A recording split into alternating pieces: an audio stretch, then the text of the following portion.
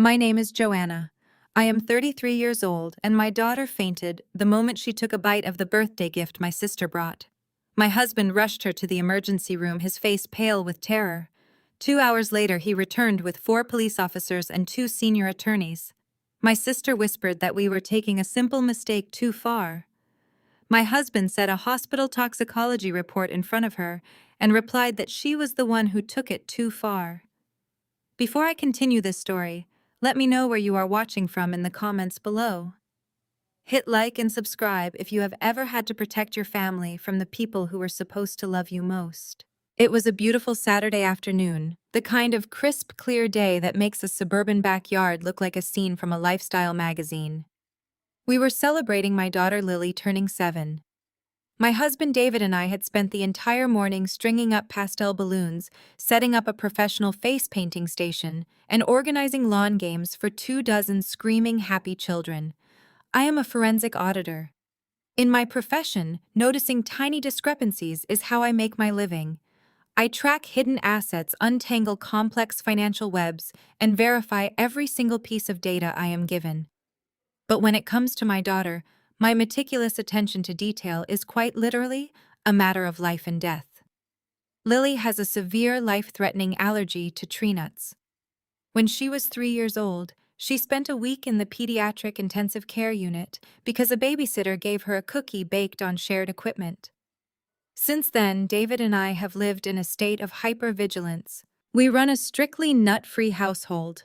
It is a terrifying reality that shapes every decision we make, every restaurant we visit, and every piece of food we allow into our home. I read every label. I call manufacturers. I trust absolutely no one when it comes to her safety. I had spent 4 hours the night before baking a completely safe vanilla bean cake from scratch. I measured every ingredient twice. I scrubbed the kitchen counters with bleach to ensure absolute zero cross-contamination. It was a labor of pure love, sitting proudly on the patio table under a glass dome waiting for the candles to be lit. But my younger sister, Ashley, never cared about my rules. At 30 years old, she is the undisputed golden child of our family. She is vain, deeply manipulative, and absolutely obsessed with maintaining her image. Ashley has always viewed my boundaries as personal insults or challenges to be overcome. If I said no sugar before bed, she brought candy. If I said no loud toys, she bought a drum set. To her, being an aunt meant undermining my authority at every possible turn.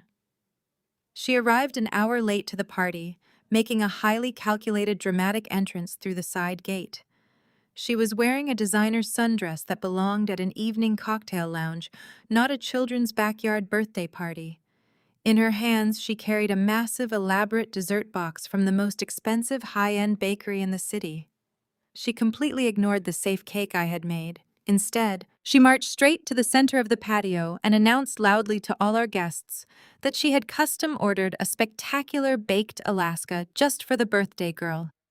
It was a towering monstrosity of toasted meringue, sponge cake, and ice cream sitting on a heavy silver platter. The moment I saw the towering dessert, my heart hammered against my ribs. I immediately stepped in front of her, holding my hand up to block her path. I asked her for the exact ingredient list. I asked her if she had personally spoken to the baker to guarantee the dessert was completely nut-free and prepared in a sterile, allergy-friendly environment. Ashley just rolled her eyes, letting out a loud theatrical sigh that was designed to make me look ridiculous in front of my friends and neighbors. She scoffed and called me a paranoid helicopter parent. She said I was smothering my child and creating unnecessary drama over a simple dessert. Before I could push the issue further, my mother Patricia intervened. My parents had always enabled Ashley's toxic behavior. They coddled her, funded her lavish lifestyle, and constantly dismissed my boundaries as if they were personal insults. Patricia, who had been sipping white wine near the patio heater, marched over and began publicly berating me. She told me I was always so controlling, so negative, and so determined to ruin everyone else's good time. She loudly declared that Ashley had spent a fortune on this custom dessert just to make her niece smile. Patricia ordered me to stop ruining the party and just let the child eat her cake. She expertly framed me as the villain, the hysterical mother trying to spoil a beautiful family moment. Trapped by the heavy social pressure and surrounded by a dozen other parents watching the tense exchange, I hesitated for a fraction of a second. I turned my head to look for David, who was across the yard grabbing extra napkins from the catering table. In that tiny window of time, Ashley struck. She had brought a long lighter out of her designer purse. The grandparents gathered around, cheering loudly as Ashley lit the meringue on fire. It was a massive visual spectacle. The children oohed and ahed at the bright blue flames dancing on the dessert. Lily caught up in the excitement of the fire, and the clapping reached out and took a large bite of the cake before I could physically snatch the plate away from her. I lunged forward, swatting the plate onto the grass, but I was exactly 1 second too late. She had already swallowed. For a moment, the backyard was filled with the sound of cheerful pop music from the outdoor speakers and the oblivious chatter of guests. Then almost instantly, Lily dropped her silver fork. It clattered loudly against the concrete patio. She reached up with both tiny hands clutching her throat. Her face turned a terrifying mottled shade of red. Her eyes went wide with pure panic. She let out a horrific wheezing sound, and then she collapsed onto the ground, gasping violently for air that would not come. The pop music suddenly sounded deafening against the screaming of the other children. Parents rushed forward to pull their kids away from the patio. My mother shrieked, dropping her wine glass, which shattered across the stones. David is a high-powered corporate litigator. He operates strictly on logic and evidence, and he is usually the calmest, most calculating person in any room. But seeing his daughter collapse broke his stoicism into pure protective fury. He moved with terrifying speed. He sprinted across the lawn, shoving heavy patio chairs out of his way, and dropped to his knees beside our daughter. His hands were steady, but his eyes were wild with terror as he ripped the emergency EpiPen from the medical kit we always kept on the outdoor table. He violently jammed the needle directly into Lily's thigh, holding it there as he counted down the agonizing 10 seconds, praying the medicine would force her airways open. I fell to my knees beside them, crying uncontrollably, holding Lily's small, trembling hand. I looked up through my tears and saw Ashley standing just a few feet away. She was not panicking. She was not calling for an ambulance. She was not trying to help. She simply rolled her eyes, crossed her arms over her chest, and muttered loud enough for me to hear that my hysteria was rubbing off on the kid. She actually said that Lily was just being a drama queen. Seeing her standing there coldly mocking my dying child triggered a visceral memory that hit me like a physical blow. I was 12 years old again. Ashley had thought it would be funny to lock me inside a heavy cedar storage trunk in the dusty attic, knowing I was severely claustrophobic. I had scratched at the wood until my fingernails bled, gasping for the thin slivers of air coming through the metal hinges. When my parents finally found me hours later weeping and struggling to breathe, Ashley had simply shrugged. She convinced them I had locked myself in just to throw a tantrum for attention. They believed her. They called me a drama queen and sent me to my room without supper. But this was not a childhood prank in a dusty attic. This was my 7-year-old daughter suffocating on our patio, while the golden child of the family complained about the inconvenience. Lily's lips were turning a horrifying shade of blue. The EpiPen was not working fast enough. The allergic reaction was too severe. Guests were backing away, covering their children's eyes. Some were whispering, asking if they should call for help. But David knew we did not have time to wait for emergency dispatch to navigate our suburban streets. David scooped Lily's limp body into his strong arms, cradling her against his chest. He sprinted toward the driveway, shouting at me to stay back and handle the scene. He threw open the heavy door of his car and gently placed her in the back seat, ready to race directly to the emergency room. Before he climbed into the driver's seat and peeled out of the driveway, he turned back to look at me. His face was a mask of absolute terrifying ice. It was the kind of look he reserved for destroying hostile witnesses in a courtroom, a look devoid of any mercy. He pointed directly at me and delivered a strict command that chilled me to the bone. Lock the doors. Let absolutely no one leave this house until I call you. The screech of David's tires against the pavement acted as a starting pistol for the remaining guests. The cheerful illusion of the backyard birthday party evaporated instantly. Parents grabbed their children by the hands, hastily whispering strained apologies as they grabbed their purses and diaper bags. Nobody wanted to look at me. Nobody wanted to be the last one standing on the patio next to the shattered remnants of my daughter's 7th birthday. Within 5 minutes, the yard was entirely empty. The only sound left was the slow hum of the outdoor patio heater and the rustle of the wind blowing through the abandoned crepe paper decorations. I turned my back to the driveway, walked slowly inside the house, and pushed the heavy front door shut. The metallic clack of the deadbolt locking echoed like a gunshot in the silent entryway. I turned around to face the living room. Standing by the marble kitchen island were the only 3 people left: my mother Linda, my father Thomas, and my younger sister Ashley. They were not pacing in panic. They were not calling the hospital to check if their granddaughter had survived the car ride. Instead, Ashley was aggressively dabbing her dry eyes with a monogrammed napkin while my mother stroked her back in a soothing, rhythmic motion. The sheer audacity of the scene sent a shockwave of cold rage straight down my spine. My 7-year-old daughter was currently fighting for her life in the back of a speeding car, and my mother was busy comforting the woman who had just poisoned her. Linda looked up from Ashley and fixed her gaze on me. There was no maternal warmth in her expression. There was only the familiar biting irritation she always reserved specifically for me. She crossed her arms over her expensive silk blouse and shook her head in sheer disgust. "You always have to make everything a spectacle, Joanna," my mother said, her voice dripping with absolute contempt. "Look at what you have done. You completely ruined your own child's party." Ashley spent a fortune on that custom dessert. She drove all the way across town to a specialty boutique just to do something nice for her niece. But you could not just say thank you. You had to create a massive panic and terrify all those poor guests. I stared at her, my hands balling into fists at my sides. "My daughter stopped breathing, Mom. She collapsed on the concrete because of that cake.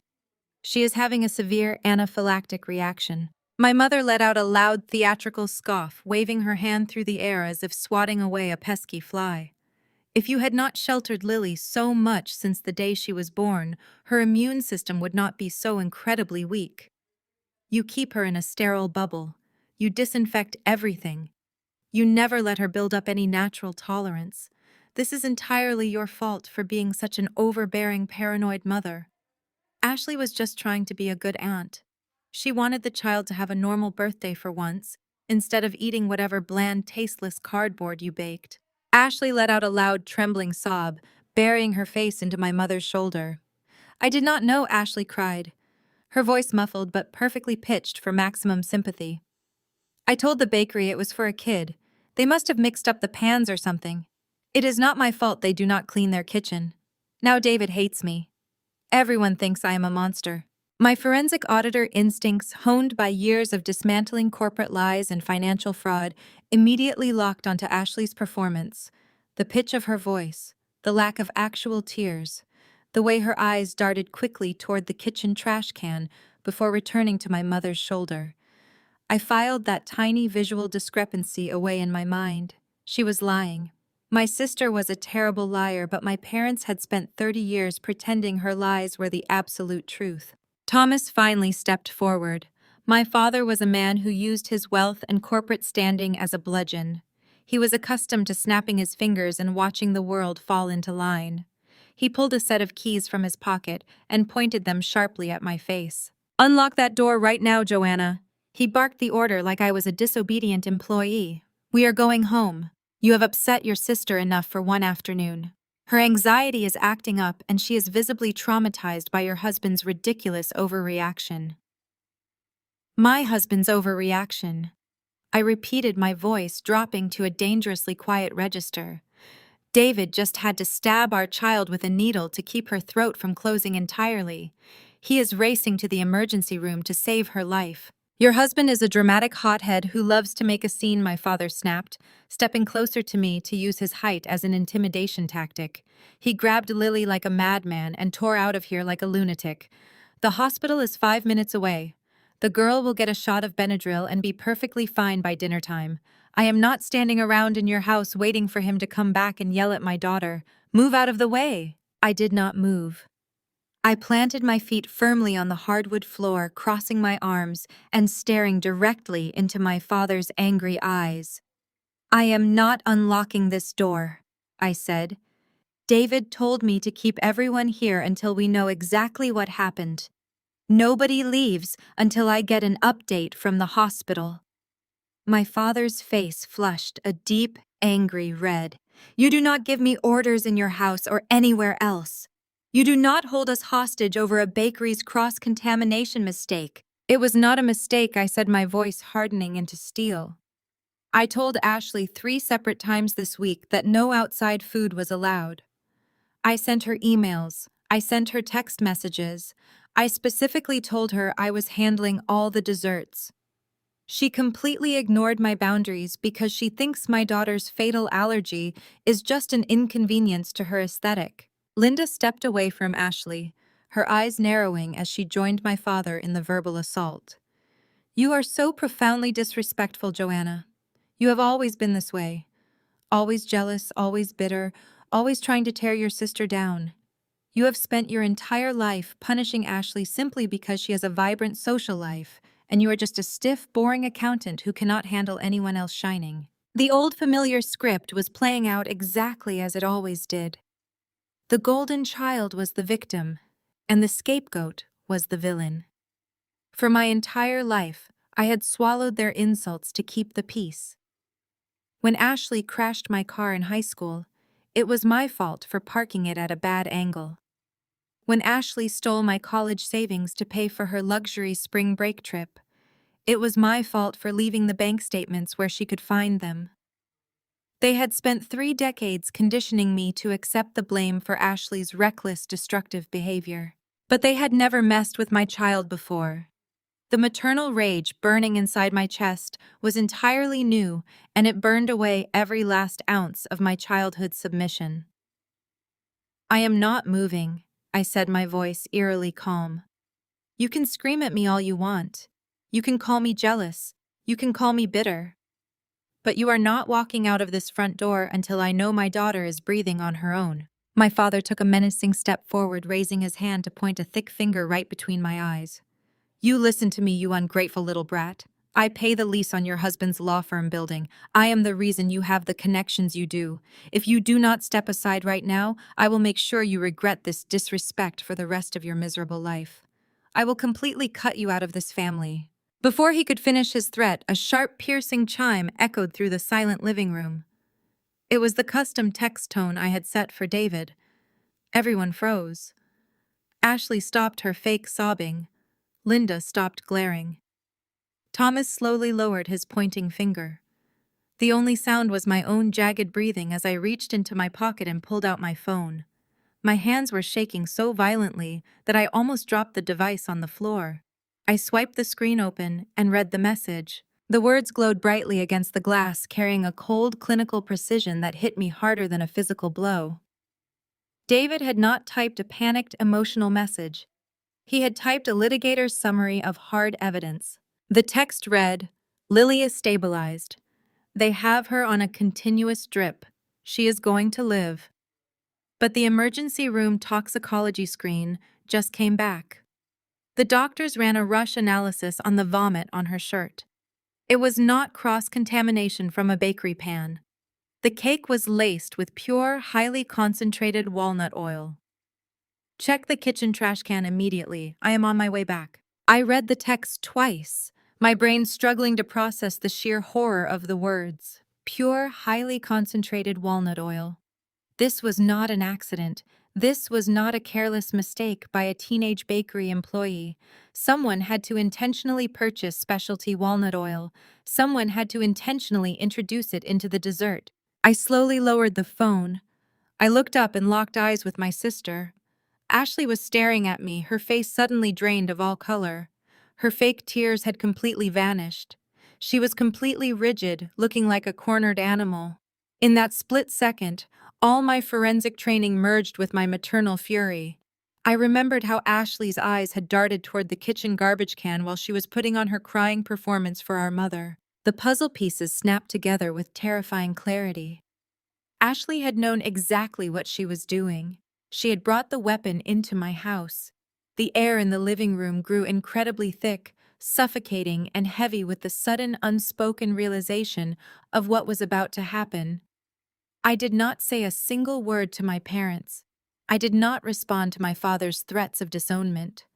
I simply gripped my phone, turned my back on the locked front door, and looked toward the kitchen. I did not waste a single second responding to my father.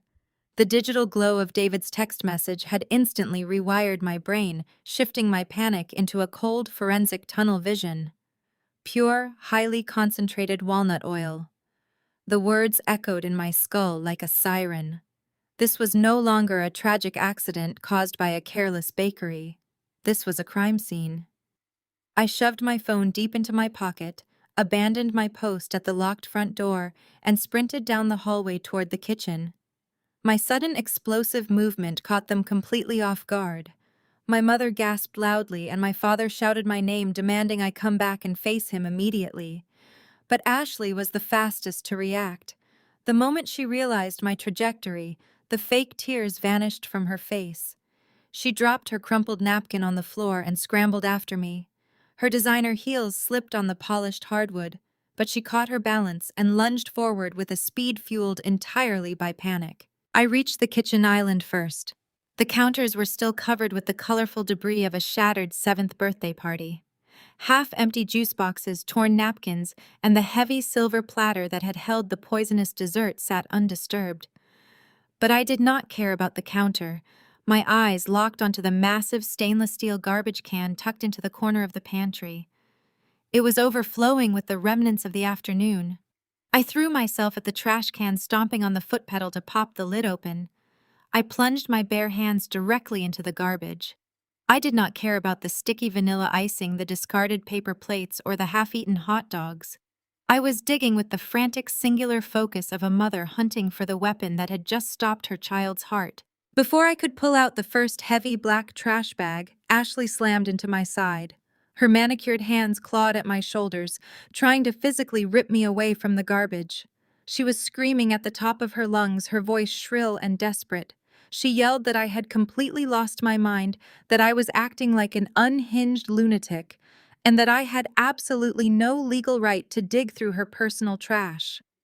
Her panic was the absolute confirmation I needed. An innocent person would be confused by my actions. An innocent person would stand back and ask what I was looking for. Ashley was fighting me with the violent energy of someone trying to bury their guilt. I planted my feet firmly, using my body weight to shove her backward against the kitchen island. I ordered her to get her hands off me. My parents flooded into the kitchen right behind her. My mother started wailing, clutching her chest as she watched me tear the first garbage bag open, dumping its contents directly onto the pristine tile floor. My father yelled that I was having a psychotic break. He demanded I stop making a mess of my own kitchen. I ignored all of them. My forensic brain compartmentalized their screaming into background noise. I needed the evidence, and I knew exactly what I was looking for. Ashley lunged for me again, trying to kick the pile of trash back into a corner, screaming that I was invading her privacy. She yelled that she had thrown away personal feminine items from her purse, and that I was violating her boundaries. I dodged her grasping hands and dropped to my knees, sorting through the debris with rapid, methodical movements. I pushed aside paper cups and torn cardboard boxes. Then I saw it. Shoved deep at the very bottom of the bag, intentionally buried beneath a thick layer of crumpled metallic wrapping paper from Ashley's expensive designer gift bag, was a small object wrapped tightly in a thick paper towel. I snatched it up. The moment my fingers closed around it, Ashley let out a strangled, terrified gasp and took a massive step backward. I slowly peeled back the layers of the damp paper towel. Resting in the center of my palm was a small, unbranded glass vial. It was the size of my thumb, made of thick, dark amber glass, and topped with a black rubber dropper cap. It looked like a generic essential oil bottle, the kind you buy wholesale and fill yourself. I twisted the rubber cap and pulled the glass dropper out. The smell hit me immediately. It was not a subtle baked goods aroma. It was a sharp, overwhelming, heavy stench of pure concentrated walnut oil. The olfactory evidence was absolute. It was so potent it almost burned the back of my throat. The pieces of the puzzle fell into perfect, horrifying alignment. Ashley had not ordered a contaminated cake. She had bought a safe cake, transported it to my house, and intentionally weaponized it. She had used this dropper to inject pure walnut oil deep into the center of the sponge cake, ensuring the lethal dose was hidden beneath the toasted meringue where no one could see it. She did not just buy a dessert with nuts, she actively laced it. It was a calculated, premeditated hit against a 7-year-old child. I slowly stood up from the floor, my knees aching against the hard tile. I held the dark amber vial high in the air, the glass catching the bright overhead kitchen lights. I turned to face my sister. The kitchen went dead silent. The truth was sitting right in the palm of my hand. I stared directly into Ashley's eyes and told her exactly what she had done. I laid out the timeline, the premeditation, the injection of the oil, and her sick performance on the patio while Lily suffocated. I told her she was a monster. The moment the word hung in the air, Ashley executed her signature maneuver. She did not try to deny the vial was hers. She did not try to explain away the walnut oil. Instead, her face crumpled into a mask of absolute, devastating tragedy. She let out a loud, theatrical wail, bursting into a flood of fresh tears, and threw herself directly into my father's arms. She clung to his shirt, sobbing hysterically that I was framing her. She cried that I had planted the vial in her gift bag out of pure jealousy.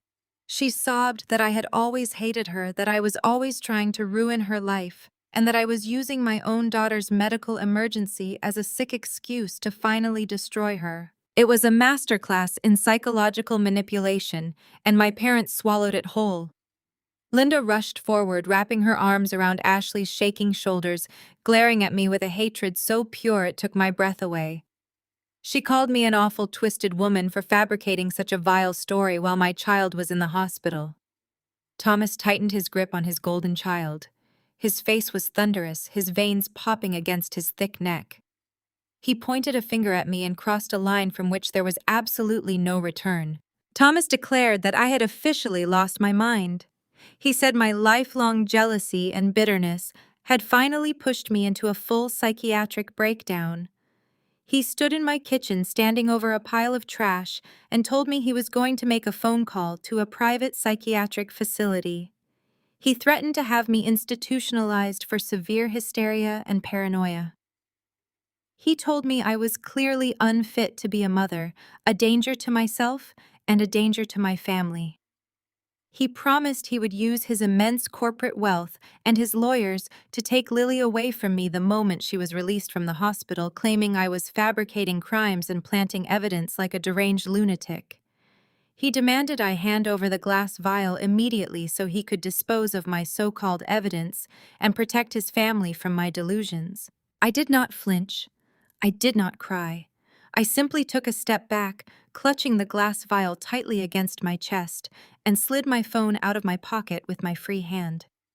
The tension in the kitchen reached a boiling point. My father took a heavy, aggressive step toward me, reaching his hand out to physically rip the vial from my grasp. My mother was screaming at me to obey him and stop this madness. Ashley was watching me from over his shoulder, a tiny, triumphant smirk briefly breaking through her fake tears. She thought she had won. She thought her parents were going to silence me and erase my evidence just like they always did. But the confrontation was suddenly interrupted by a loud sound from the street.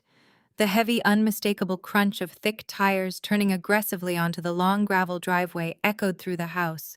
The speed of the vehicles signaled that this was not an ambulance or a casual neighbor dropping by. The argument in the kitchen froze. We all turned our heads simultaneously toward the large bay windows overlooking the front yard. The dark evening shadows of the living room were suddenly eradicated. Brilliant sweeping beams of red and blue lights flashed violently through the glass, painting the walls of my home in the colors of impending justice. The sweeping beams of red and blue light violently illuminated the living room, casting sharp, chaotic shadows against the walls. The heavy crunch of tires turning onto the gravel driveway signaled the arrival of multiple heavy vehicles. I stood frozen in the kitchen, my fingers wrapped tightly around the dark amber glass vial of concentrated walnut oil. My heart pounded a frantic rhythm against my ribs. The aggressive standoff with my parents abruptly halted. My father, who had been advancing toward me with his hand outstretched to seize the evidence, stopped dead in his tracks. He turned his head toward the front of the house, his brow furrowed in deep confusion. My mother let out a short, terrified gasp, her hands flying up to clutch her pearl necklace. The heavy oak front door did not just open, it swung inward with a violent, resounding thud that rattled the brass hinges. David stood in the threshold. The man who had sprinted out of this house an hour ago was a panicked, terrified father, carrying the limp body of his dying 7-year-old child. The man standing in the doorway now was entirely different. He had shed his panic completely. In its place was a terrifying, calculating predator. His tie had been discarded and his dress shirt was unbuttoned at the collar, but his posture was rigid and unyielding. His face was a mask of absolute freezing ice. He did not look at my parents. He did not look at me. His eyes locked with laser precision directly onto Ashley. David had not returned alone. Stepping into the foyer behind my husband were 4 fully uniformed police officers. Their expressions were set in stone, their hands resting cautiously near their heavy utility belts. They moved with a synchronized tactical efficiency, immediately fanning out to secure the perimeter of the living room. But the police were not the most intimidating presence in the room. Flanking David were 2 older men in impeccably tailored dark gray suits. I recognized them instantly. They were Arthur Sterling and Robert Harrison, the 2 senior managing partners at David's corporate law firm. These were men who orchestrated billion-dollar hostile takeovers, men who routinely dismantled rival corporations with ruthless precision. David had not merely called the local authorities. He had brought the full crushing weight of the criminal justice system and the most terrifying civil litigators in the state directly into my home. He left absolutely zero room for error. The sudden show of overwhelming force paralyzed the room. For my entire life, my parents had controlled every single narrative by being the loudest, the richest, and the most aggressive people in any given situation. They were accustomed to bullying their way out of inconveniences, throwing cash at problems until they disappeared. Now faced with a wall of uniforms and corporate sharks, they were momentarily stunned into absolute silence. My father's mouth hung slightly open. My mother shrank back against the kitchen island, her eyes darting frantically between the police officers and David. Ashley pressed her back against the marble counter, her knuckles turning stark white as she gripped the edge. The smug, triumphant smirk she had worn just moments ago while demanding I be institutionalized completely evaporated. The reality of the flashing lights outside was finally penetrating her thick bubble of absolute entitlement. She looked at the police officers, then at David, her chest heaving with rapid, shallow breaths. She dropped the vicious defensive posture and instantly attempted to deploy her usual weapon of choice by playing the innocent, misunderstood victim. David stepped down into the sunken living room, his leather shoes clicking sharply against the hardwood floor. He walked deliberately toward the glass coffee table, never breaking eye contact with my sister. Ashley shrank back against the wall, making herself look as small and fragile as possible.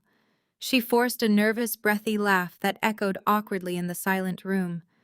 "David, what is all this?" she whispered, her voice wavering with manufactured fragility. "You are taking a family misunderstanding way too far. It was just a cake. We are family. You are overreacting." David did not blink. He reached inside his suit jacket and withdrew a thick folded document bearing the bold, unmistakable crest of the hospital's emergency pathology lab. He slammed the official toxicology report down onto the glass coffee table with a sudden violent force that made the entire piece of furniture rattle loudly. He leaned forward, resting his hands flat on the table, closing the physical distance between him and my sister. His voice was completely devoid of emotion, an absolute freezing calm that was infinitely more terrifying than any screaming match could ever be. "No," David replied, "you did." He tapped a rigid index finger against the bold black text on the top page of the medical report. "Lily is alive. She is currently breathing on a ventilator in the intensive care unit, but she is alive. And this report confirms exactly what caused her throat to close." The doctors ran a rush mass spectrometry panel on the contents of her stomach. They did not find trace amounts of almond flour or accidental cross-contamination from a bakery pan. They found lethal, highly concentrated doses of pure walnut oil. David slowly turned his head to look at me, acknowledging the dark amber vial I was still gripping tightly in my hand. "The exact same synthetic oil my wife just pulled out of your garbage." David stood up straight, his jaw clenched tight, and gave a single sharp nod to the officers waiting in the foyer. The two lead officers immediately stepped forward, their heavy boots thudding against the floorboards. They bypassed my completely stunned parents and marched directly toward the kitchen island. One officer unclipped the heavy metal handcuffs from his belt. The sound of the steel chain clinking together cut through the heavy air. "Ashley," the officer said, his voice loud, deep, and unyielding, "turn around and place your hands behind your back." Ashley let out a piercing, hysterical shriek. It was not her usual theatrical cry for attention. It was a genuine primal scream of pure terror. She scrambled sideways, trying to put the kitchen counter between herself and the advancing police officers. She looked at the steel handcuffs with wild, uncomprehending eyes. "No!" she screamed, shaking her head frantically, her perfect hair whipping across her face. "You cannot do this.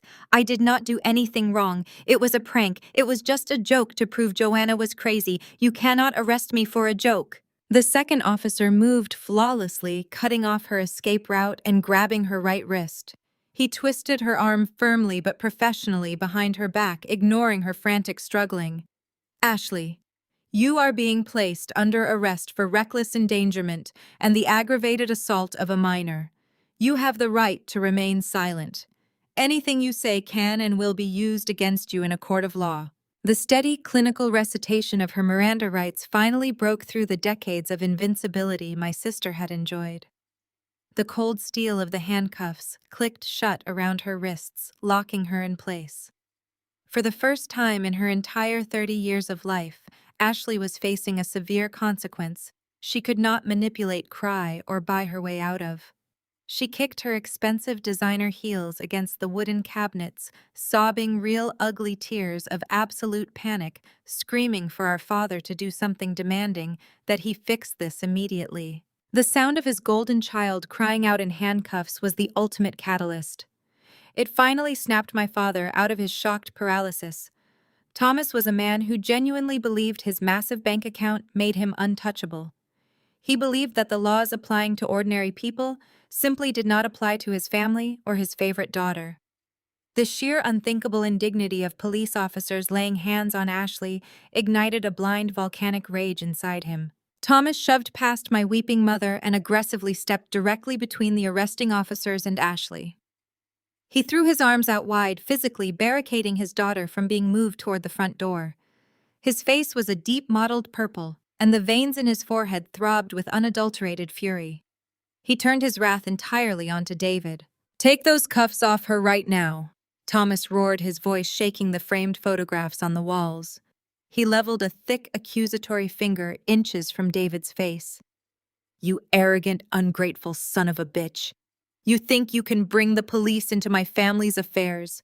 You think you can arrest my daughter over a medical accident." David did not retreat a single inch. He stood his ground, his face remaining a mask of absolute stone. "It was not an accident, Thomas. It was attempted murder." Thomas let out a bellow of pure rage. He closed the gap, invading David's personal space, unleashing a torrent of threats designed to completely obliterate my husband's career and our lives. "I will destroy you," Thomas spat, his voice dropping into a dangerous, guttural snarl. "I am the biggest client your pathetic law firm has. I pay the lease on the building you work in. I sit on the board of the State Bar Association. If you do not tell these officers to release my daughter this exact second, I will use every ounce of my corporate wealth to have you disbarred by Friday morning. I will personally see to it that you never practice law in this state again. I will bankrupt you, David. I will bury you and Joanna in civil litigation until you are forced to sell this house to pay your legal fees. I will completely destroy your lives and leave you with absolutely nothing if these cops touch Ashley. Thomas did not just step in front of Ashley. He aggressively planted his feet, turning his imposing frame into a physical barricade to shield his precious golden child from the reality of her actions. His face was flushed a dangerous deep crimson, the veins in his neck bulging against the collar of his expensive polo shirt. He had spent his entire adult life operating under the absolute conviction that his immense corporate wealth placed him entirely above the law. To him, police officers were people you hired for private security, not authorities who could cross the threshold of his home and dictate terms. He thrust a thick, trembling finger directly toward David's face, spitting his words with a toxic blend of absolute arrogance and blind fury. He demanded that the officers immediately lower their handcuffs and step back. He ordered them to leave the premises, screaming that this was nothing more than a private family matter that was being absurdly blown out of proportion. When the officers did not immediately comply, Thomas escalated his tactics to the only language he truly understood, which was financial intimidation. He threatened their pensions. He threatened their careers. He boasted about his connections to the mayor, the police commissioner, and the city council. He promised them that if they dared to lay a single finger on Ashley, he would personally ensure they spent the rest of their miserable careers directing traffic in the absolute worst neighborhoods in the state. When the officers remained entirely unmoved by his blustering, Thomas pivoted his wrath directly onto me. He pointed that same trembling finger at my face, his eyes narrowed with a hatred so deep it took my breath away. He loudly declared to the entire room that this was a massive, calculated setup. He accused me of planting the amber vial of concentrated walnut oil in the kitchen garbage can. He screamed that I had fabricated the entire poisoning because I was consumed by a lifelong psychotic jealousy of my younger sister. He narrated a completely delusional history, claiming I had always been bitter, boring, and utterly desperate to tear Ashley down because she was beautiful, popular, and successful. My own father stood in my living room while my 7-year-old daughter lay attached to a ventilator in an intensive care unit and accused me of framing my sister for attempted murder just to settle a petty childhood sibling rivalry. Before David could even open his mouth to respond to this horrific accusation, the space between my husband and my father was seamlessly filled by the two senior partners from David's law firm. Arthur Sterling and Robert Harrison did not raise their voices. They did not shout. They moved with the terrifying synchronized precision of apex predators who had just cornered their prey. Arthur, a man with striking silver hair and a reputation for completely dismantling hostile corporate takeovers, stepped directly into my father's line of sight. He slowly and deliberately buttoned the center button of his tailored charcoal suit jacket, looking at Thomas as if he were nothing more than a stain on the hardwood floor. Arthur spoke in a voice that was smooth, quiet, and completely devoid of human warmth. He informed Thomas that under the state penal code, aggressively placing his body between a suspect and arresting officers constituted physical obstruction of justice. He recited the exact statute numbers from memory, his tone mimicking a professor delivering a highly disappointing lecture to a failing student. He calmly explained that Thomas was currently committing a Class C felony. He advised my father to look very closely at the officers' hands, noting that they were legally justified to use physical force to remove any impediment to a lawful arrest. Arthur promised Thomas that if he did not step aside in the next 3 seconds, he would be placed in handcuffs right alongside his daughter, and their law firm would personally ensure the prosecutor sought the maximum possible sentence for interfering with a peace officer. Robert Harrison stepped up beside Arthur to deliver the final crushing blow to my father's ego. Robert smiled, but it was a terrifying, razor-thin expression. He addressed Thomas's threats of financial ruin and disbarment. Robert spoke slowly, making sure every single syllable landed with maximum impact. He informed my father that their corporate law firm billed more in a single fiscal quarter than Thomas's entire real estate holding company generated in an entire year. He told Thomas that his wealth was entirely insignificant in this room. He warned him that if Thomas even attempted to bring a frivolous civil suit against David or me, their firm would countersue for harassment, emotional distress, and defamation. Robert promised to bury Thomas in so much retaliatory litigation that he would be forced to liquidate his precious suburban mansion just to cover the preliminary legal fees. The dual icy delivery from two of the most ruthless attorneys in the city acted like a bucket of freezing water over my father's fiery rage. The arrogant bluster drained from Thomas's face, leaving behind a pale, deflated old man. He slowly lowered his arms and took a hesitant step backward, physically yielding the space to the police officers. The reality of his complete powerlessness had finally breached his defenses. Seeing her husband thoroughly neutralized, my mother realized that aggression and intimidation were no longer viable options. Linda immediately defaulted to her own specialty, which was emotional manipulation and severe psychological gaslighting. She threw herself between the police officers and Ashley, bursting into a flood of loud theatrical tears. She clutched her chest, her face contorted in a mask of overwhelming maternal agony. Linda looked at David and me, her voice trembling with manufactured heartbreak. She begged us to stop this madness.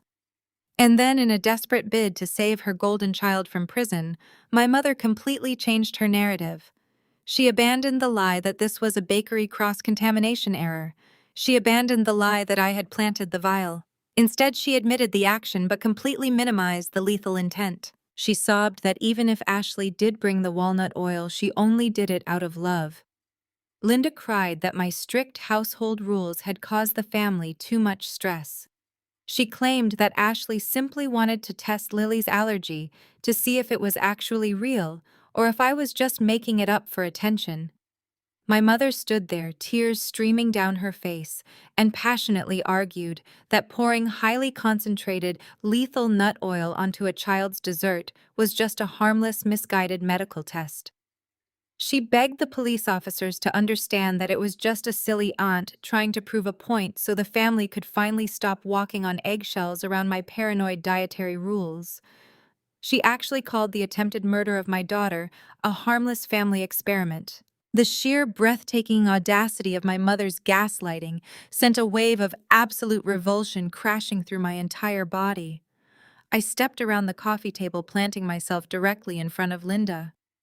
I did not raise my voice, but I spoke with a firm, unshakable conviction that silenced her fake sobbing. I told my mother that her golden child did not conduct a test. I told her that Ashley had intentionally deployed a lethal biological weapon against a 7-year-old girl. I stated loudly and clearly for the police officers and the lawyers to hear that I was pressing every single criminal charge available under the law. I listed them out one by one. Attempted murder, aggravated assault of a minor, reckless endangerment. I looked Ashley dead in the eyes and promised her that I would spend every waking moment of my life ensuring she spent decades inside a federal prison cell. Ashley panicked. Stripped of our father's protection and our mother's excuses, she resorted to pure denial. She screamed that I had absolutely no proof. She yelled that anyone could have thrown that vial into the trash can. She claimed she had worn her silk driving gloves all day, meaning her fingerprints would not be on the glass dropper. She taunted me, declaring that a discarded bottle in a garbage bag was entirely circumstantial evidence and that no prosecutor would ever take the case because it was just her word against mine. David let out a low, humorless laugh that immediately drew everyone's attention. He stepped forward, setting his heavy leather briefcase onto the glass coffee table. He snapped the brass latches open, the sharp metallic sound cutting through Ashley's frantic denials. David told Ashley that she was absolutely right about the fingerprints. He agreed that a smart criminal would have worn gloves to conceal their identity. But he informed her that she was not a smart criminal. She was just an arrogant, entitled brat who thought she was invisible. David reached into the briefcase and pulled out his sleek silver laptop. He opened the screen, the bright backlight illuminating his severe, uncompromising features. He turned the laptop around so the screen faced Ashley, my parents, and the arresting officers. He looked at my sister, his eyes gleaming with the absolute certainty of a man who had already won the trial before it even began. He informed the room that we did not need to rely on the hospital toxicology report. We did not need to rely on the amber vial in the trash can. We did not even need to rely on fingerprints. David pressed a button on the keyboard, triggering a video file to play, and told Ashley that we had irrefutable high-definition digital proof of her committing the crime. The screen flared to life, casting a harsh bluish glow across the faces of everyone gathered in the tense, silent kitchen. David tilted the sleek silver laptop upward, holding it steady, so that my parents and my sister had a front-row seat to the undeniable reality they had spent their entire lives ignoring. The video playing on the screen was crystal clear, capturing the entire expanse of the kitchen island in flawless high definition. It was footage recorded by the small, unassuming digital clock sitting on the edge of the far counter. I had purchased and installed the hidden nanny camera 3 months ago simply to monitor our new golden retriever puppy while David and I were at work. I had entirely forgotten it was even plugged in, much less recording. But the wide-angle lens had captured every single square inch of the room with absolute perfection. On the bright screen, the kitchen was completely empty. The digital timestamp glowing in the bottom right corner read exactly 2 hours prior. It was right when the birthday party was in full swing, right when I was outside on the back patio cheerfully greeting the arriving guests and organizing the children's games. The footage was eerily quiet, showing the calm before the storm. Then Ashley walked into the frame. The video version of Ashley did not look anything like the sobbing, fragile, misunderstood victim currently standing in handcuffs in my foyer. The video Ashley was cold, calculating, and entirely focused.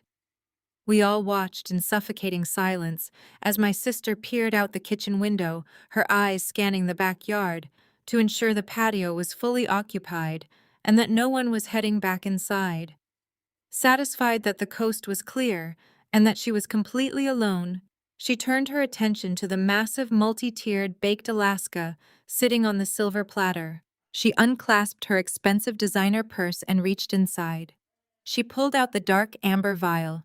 The high-definition lens captured the dark glass, catching the overhead lights. She stepped right up to the cake.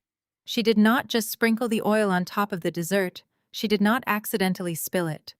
We watched as she unscrewed the black rubber cap and plunged the long glass dropper deep down into the center layers of the soft sponge cake. She aggressively squeezed the black rubber bulb, making absolutely sure to empty every single drop of the highly concentrated lethal walnut oil directly into the core of the dessert. Her movements were methodical and practiced. She meticulously smoothed the toasted meringue back over the injection site with the back of a spoon, completely hiding the lethal dose beneath the sugary surface.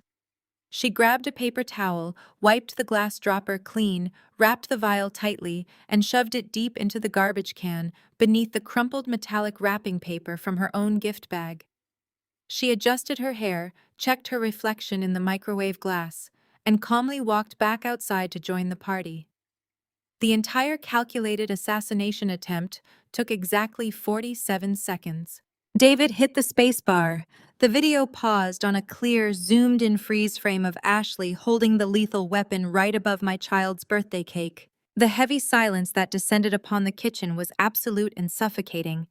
The irrefutable, undeniable truth was frozen on the screen, completely immune to my mother's psychological gaslighting and my father's aggressive corporate intimidation. There was no cross-contamination from a careless teenage bakery employee. There was no innocent misunderstanding. There was no accidental exposure. The digital evidence was absolute. Thomas stared at the laptop screen, his mouth opening and closing in silent, uncomprehending shock. The massive, roaring volcano of anger that had just threatened to completely destroy my husband's career was instantly and entirely extinguished. My father had spent 30 years throwing his massive wealth around to protect Ashley from the consequences of her reckless behavior. He had bought her out of ruined cars, paid off stolen credit card debts, and viciously silenced anyone who dared to question her perfection. But he could not buy his way out of high-definition surveillance footage currently being watched by 4 uniformed police officers and 2 senior litigation partners. He took a staggering heavy step backward. His face drained of all color, leaving him looking pale hollow, and suddenly very old. He looked at the glowing screen as if it were a terrifying alien artifact. Linda looked equally destroyed. She gripped the edge of the marble island, her manicured knuckles turning stark white against the stone. She opened her mouth to speak desperately, trying to formulate some twisted, convoluted excuse to protect her golden child, but the words completely died in her throat. The video had utterly shattered her carefully constructed delusion. She could no longer claim this was an innocent test. The sheer, terrifying malice radiating from Ashley's methodical movements on the screen destroyed the narrative of a misguided aunt trying to prove a point. It was a cold, premeditated poisoning. The sharp metallic rattle of the police handcuffs broke the suffocating silence. The arresting officer tightened his grip on Ashley's arm, jerking her slightly backward to remind her of her current, inescapable reality. The physical movement snapped Ashley out of her paralyzed shock. She realized the undeniable truth was staring everyone in the face, and she panicked with the ferocity of a cornered animal trapped in a snare. She twisted violently against the officer's grip, her eyes darting wildly between my speechless parents and David's laptop. She immediately abandoned the crying victim act and resorted to frantic, rapid-fire excuses. Her voice pitched upward into a shrill, hysterical shriek. She screamed that the video was being taken entirely out of context. She claimed she did not know the walnut oil was actually that strong. She yelled that she had read an article online that said a few drops would only cause a mild stomach ache, not a severe life-threatening anaphylactic shock. She begged the stoic police officers to believe that it was just a prank, a practical joke that had simply gone terribly wrong. She turned her pleading mascara-stained eyes toward my father, begging him to fix it. She yelled that she just wanted to ruin the party because I was acting too perfect and arrogant. She claimed she just wanted to send Lily to the bathroom with an upset stomach to teach me a lesson about being so controlling over the birthday menu. She swore on her life that she never intended to actually kill her niece. It was just a joke. It was just a harmless prank. She repeated the words over and over, her voice cracking, desperate to downgrade her monstrous crime from attempted murder to a foolish, innocent misunderstanding. My forensic auditor. Instincts. The very same razor-sharp instincts that allowed me to untangle millions of dollars of corporate fraud took complete control of my mind and body. I did not feel the cold, suffocating panic of a terrified mother anymore. I felt the sharp, uncompromising edge of a lead investigator who had just cornered a desperate embezzler. I stepped away from my mother and walked directly up to my sister. I stood mere inches from her face, forcing her to look at me. I spoke in a voice that was dead hollow and completely devoid of any remaining sisterly affection. I told her to stop insulting my intelligence. I dismantled her pathetic prank excuse with clinical, devastating precision. I pointed out that pure, highly concentrated walnut oil is not something you can accidentally pick up at the local grocery store or pharmacy. It is a highly specialized product that has to be ordered specifically from specialty vendors. I reminded her that she had spent weeks complaining to our mother about how hard it was to find the right gift for Lily, yet she somehow had the time, energy, and foresight to source and purchase a lethal biological weapon. I told her that a prank is swapping salt for sugar. A prank is putting a plastic bug in a drink. Injecting a massive dose of a known fatal allergen directly into the center of a child's birthday cake is not a joke. It is a targeted, premeditated assassination. I reminded her that she stood on the patio and watched Lily collapse on the hard concrete. She watched her niece's lips turn blue.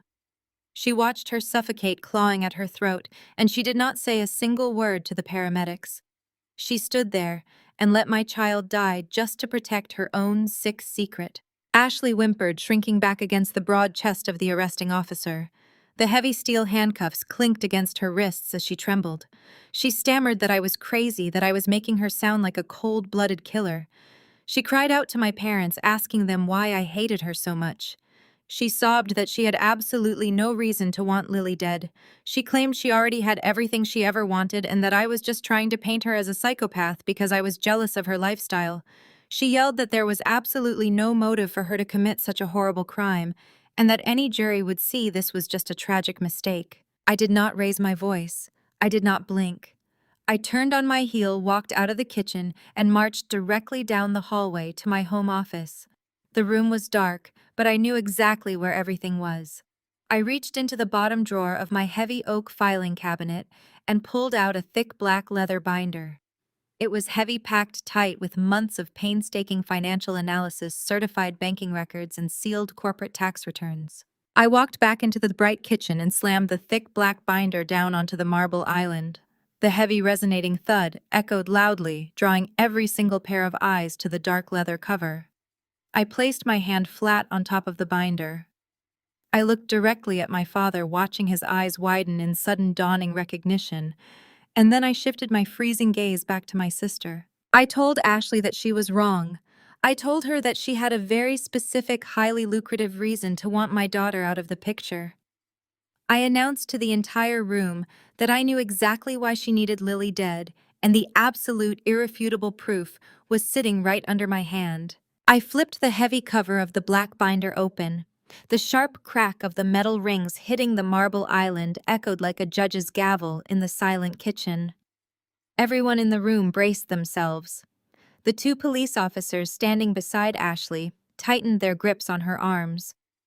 Arthur and Robert David's senior law partners stepped forward with professional curiosity, their predatory eyes fixed on the pristine stacks of financial documents I had meticulously compiled. I did not look at my parents.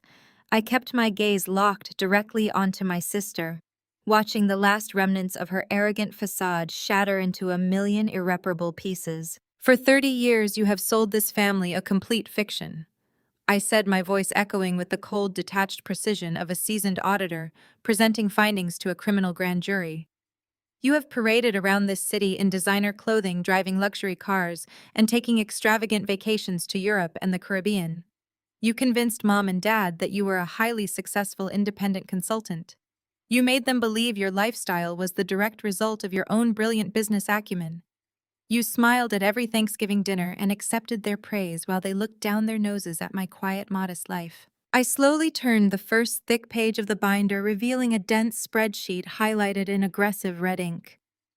But it was all a spectacular, pathetic lie, I continued. You are not a successful businesswoman, Ashley. You are a catastrophic financial failure. And you are currently drowning in exactly $500,000 of high-interest, unregulated debt. My mother let out a sharp, breathless gasp, her hand flying to her mouth. She shook her head violently back and forth, refusing to process the words. My father blinked, his thick brow furrowing as if I had suddenly started speaking a foreign language. Ashley completely stopped fighting against the police officers. Her entire body went entirely rigid, paralyzed by the sudden terrifying exposure of the secret she had been hiding for years. This is not standard credit card debt, I explained, tapping my index finger against a stack of heavily redacted bank statements. You did not just overdraw a checking account or take out a bad business loan from a local bank. You bypassed the legal financial system entirely. When the legitimate banks finally cut you off 2 years ago, you became desperate to maintain your wealthy socialite illusion. So you went into the shadows. You borrowed $500,000 from off-the-books private lenders. You borrowed money from incredibly dangerous, violent people who do not send polite collection letters in the mail. They send men to break legs. They send people to collect their investments by any brutal means necessary. I turned to the next section of the binder. The satisfying rustle of the thick paper was the only sound in the room. I had spent the last 3 weeks tracking your digital footprint, pulling public records, tracing wire transfers, and unwinding the pathetic labyrinth of your financial crimes. You set up 3 separate shell companies to hide the incoming loans and launder the cash so Mom and Dad would not figure out you were totally bankrupt. I pointed to a series of printed corporate registration documents. Aura Consulting, Lux Life Ventures, and Apex Management Group. You registered all three limited liability companies using a registered agent service in Delaware to obscure your ownership. But you were incredibly sloppy. You used the exact same virtual private network to access all three corporate bank accounts, and you tied them all to a secondary email address that routes directly back to your personal smartphone. I have the IP logs. I have the digital signature verifications. I have the dates, the times, and the exact dollar amounts of every single fraudulent transfer you initiated to hide your tracks. Ashley's face was completely drained of blood. She looked like a ghost standing in my kitchen. Her lips parted, but no sound came out. She was suffocating under the crushing weight of undeniable documented truth. The police officers exchanged a meaningful look, immediately recognizing that they had just walked into a massive multi-layered felony fraud case on top of an attempted murder charge. Arthur Sterling adjusted his glasses, leaning over the marble counter to inspect the spreadsheets. He let out a low, appreciative hum, clearly impressed by the flawless, bulletproof structure of my financial audit. You defaulted on your first major private loan payment exactly 42 days ago. I continued flipping to a series of printed emails and encrypted text messages that I had legally subpoenaed through my firm's private investigators. The lenders gave you a strict 30-day grace period to produce the cash. That grace period expired exactly 12 days ago. The messages you received last week were not friendly reminders. They were explicit, violent threats against your physical safety. You were backed into a corner with absolutely no way out. You needed a massive, immediate injection of untraceable cash to save your own life.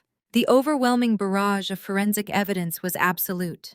It was a suffocating, airtight cage that left Ashley with zero room to maneuver. But my father, fueled by a lifetime of enabling her worst behavior, refused to surrender his delusion. He could not accept that his perfect golden child was a desperate, lying fraud. Thomas suddenly threw his head back and let out a loud, booming laugh. It was a harsh, aggressive sound that held absolutely no genuine humor. It was the arrogant, condescending bark of a wealthy man trying to swat away a minor inconvenience. "You are unbelievable, Joanna," Thomas sneered aggressively, crossing his thick arms over his chest. He looked at the black binder with sheer, unadulterated contempt. "You compiled this entire ridiculous, dramatic presentation over a simple cash flow problem. $500,000. Are you completely out of your mind?" He stepped forward, his chest puffed out with absolute, undeniable arrogance. $500,000 is absolute pocket change to me. It is a rounding error on my quarterly tax returns. It is nothing. Do you honestly expect these police officers and these fancy corporate lawyers to believe that your sister would resort to attempted murder over $500,000? Thomas gestured wildly toward Ashley, treating her like a victim of a terrible, dramatic misunderstanding. If Ashley was in debt, if she was dealing with bad lenders, all she had to do was pick up the telephone and call me. She knows I would have written her a check immediately. I would have cleared that debt before breakfast. I would have paid those people off and made the entire problem disappear without a single question asked. Your entire motive is a complete pathetic joke. She did not need to hurt anyone. She just needed to ask her father for the money. My father looked around the room, a smug, victorious grin spreading across his face. He truly believed he had just dismantled my entire case with his checkbook. He thought he had proven that the attempted murder was a completely illogical, impossible conclusion because his wealth was the ultimate safety net. I did not flinch. I did not raise my voice. I simply looked at my father with a deep, profound sense of pity. I shook my head slowly, letting his arrogant laughter die out in the cold, silent kitchen. "You are right about one thing, Dad," I said, my voice dropping to a low, razor-sharp whisper. $500,000 is pocket change to you. And you are right that you would have gladly written her a check to cover her mistakes, just like you have done every single day of her life. I closed the black binder, resting my hands flat on the smooth leather cover. I locked eyes with my father, watching the smug satisfaction slowly begin to drain from his face as the temperature in the room plummeted. "But you are missing the most important piece of the puzzle," I continued. "You are assuming she still had the option to ask you for help. You are assuming she had not already burned that bridge to the ground. Thomas frowned, his thick eyebrows pulling together in deep confusion. What are you talking about? He demanded, his voice losing its confident edge. Of course she could ask me. I am her father. I control the family accounts. No, you do not, I replied, staring directly into his soul. And she could not ask you for a single dime to pay off those violent lenders. She could not ask you for help, Dad, because you did not have the money to give her either. My mother let out another sharp gasp. David stepped forward, crossing his arms and watching my father's entire universe begin to fracture. Ashley did not need to just pay off a debt, I stated, turning my gaze back to my terrified sister. She needed a massive, untraceable payout to cover up the most horrific, unforgivable crime she had ever committed against this family, and she needed my daughter dead to gain access to the only pool of money left in existence. I know exactly what you did, Ashley.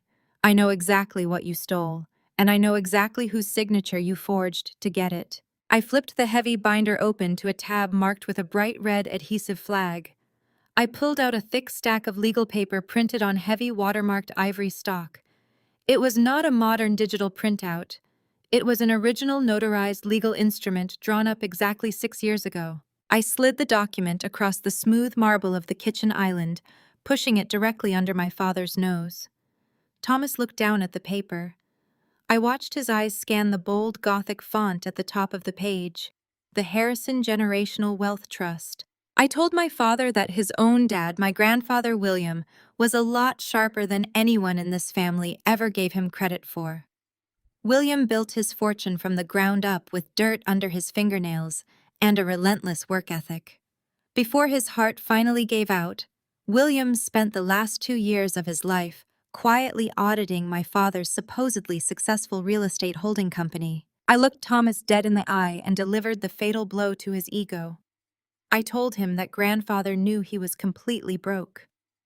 Grandfather knew Thomas had been quietly remortgaging the family properties, taking out bad commercial loans, and bleeding the family empire entirely dry just to maintain an illusion of high society wealth. Grandfather knew that if he left his hard-earned fortune to Thomas, it would be squandered on bad investments and country club dues within 5 years. So William bypassed him entirely.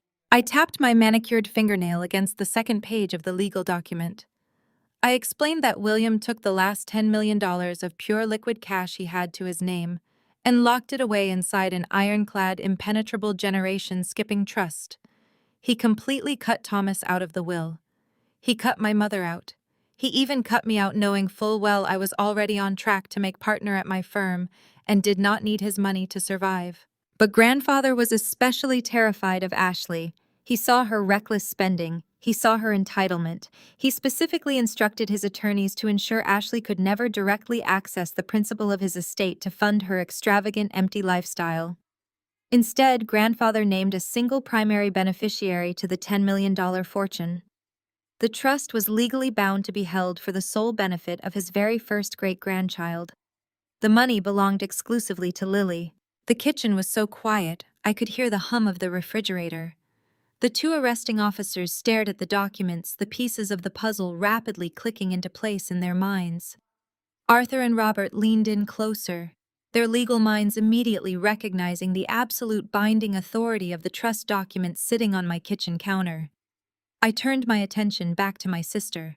Ashley was hyperventilating, now her chest heaving as she struggled to draw breath. I explained to the room that 2 weeks ago Ashley became utterly desperate.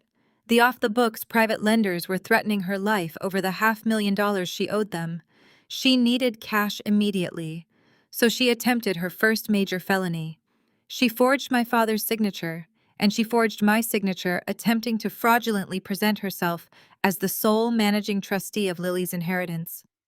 She took those forged documents to a private wealth management bank, trying to illegally borrow $500,000 against Lily's $10 million trust. I pulled out the rejected loan application, complete with the bank's glaring red denial stamp, and dropped it next to the trust documents. I told her that the bank flagged the forgery immediately. They locked the accounts down and threatened to call the authorities.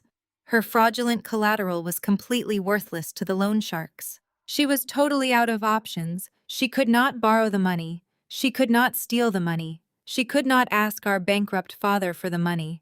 There was only one way left for Ashley to get her hands on the cash. I flipped the thick stack of ivory paper to page 42. I highlighted a very specific clause buried deep within the complex legal jargon of the trust's bylaws. It was the absolute worst-case scenario contingency clause. I read the clause out loud, my voice echoing off the kitchen walls. In the tragic unforeseen event that the primary beneficiary were to pass away before reaching her 18th birthday, the trust shall immediately dissolve. Upon the death of the primary beneficiary, the entire liquid asset pool shall bypass probate and immediately default to the designated secondary contingent beneficiary. I slid my finger across the page, stopping directly beneath the typed name. Ashley Victoria Harrison. The sheer monstrous reality of her crime hung in the air like a suffocating blanket of toxic smoke.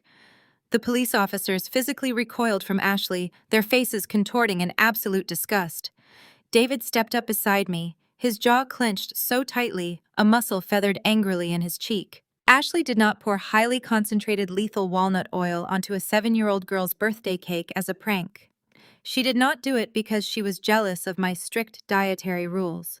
She did not do it to teach me a lesson about being controlling. She poisoned my daughter for $10 million. I looked at my sister, taking in her pathetic, trembling form.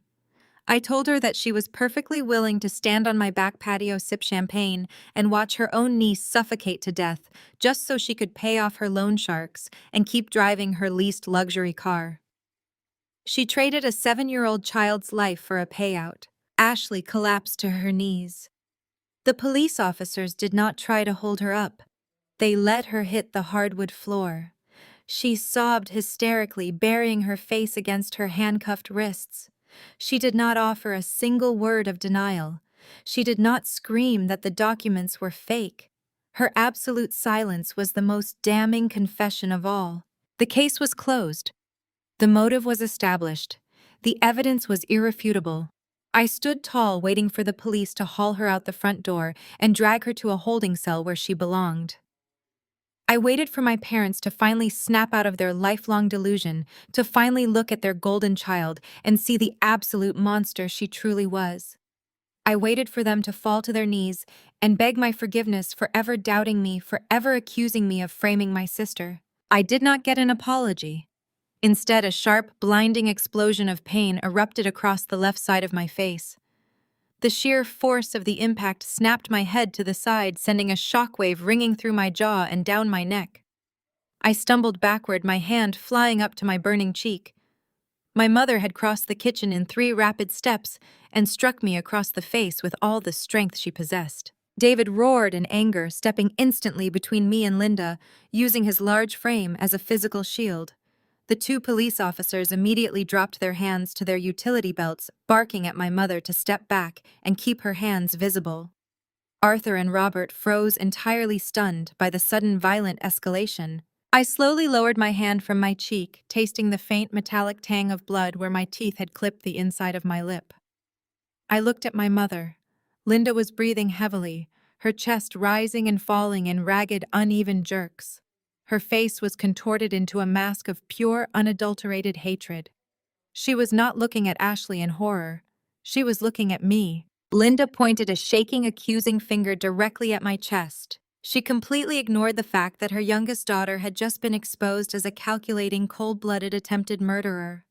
She completely ignored the fact that Ashley had willingly tried to execute her own grandchild for a $10 million payday. Instead, Linda screamed at the top of her lungs, her voice echoing violently off the high kitchen ceiling. She shrieked that I was an absolute monster. She yelled that I had no right to dig through confidential family legal files. She accused me of illegally snooping into private trust documents that were none of my business. My mother stood in my kitchen, her golden child handcuffed on the floor for trying to murder my daughter, and she aggressively defended the killer. Linda screamed that I had maliciously orchestrated this entire presentation just to embarrass the family. She yelled that I was a cold, calculating, vindictive psycho who would stoop to stealing private financial records just to construct a fake motive to frame my own sister. She did not care about the video footage. She did not care about the motive. She did not care about the poison. Linda was furious that I had dared to pull back the curtain and expose the ugly, rotting truth beneath her perfect family facade. She screamed that I belonged in a jail cell right next to Ashley for corporate espionage and theft. My mother's hysterical screaming bounced off the high kitchen ceiling, her voice cracking as she demanded my immediate arrest for corporate theft. The stinging heat radiating across my left cheek was a sharp physical reminder of exactly where I stood in this family hierarchy. Linda did not care that Ashley had just been exposed for attempting to murder her own granddaughter for a $10 million payday.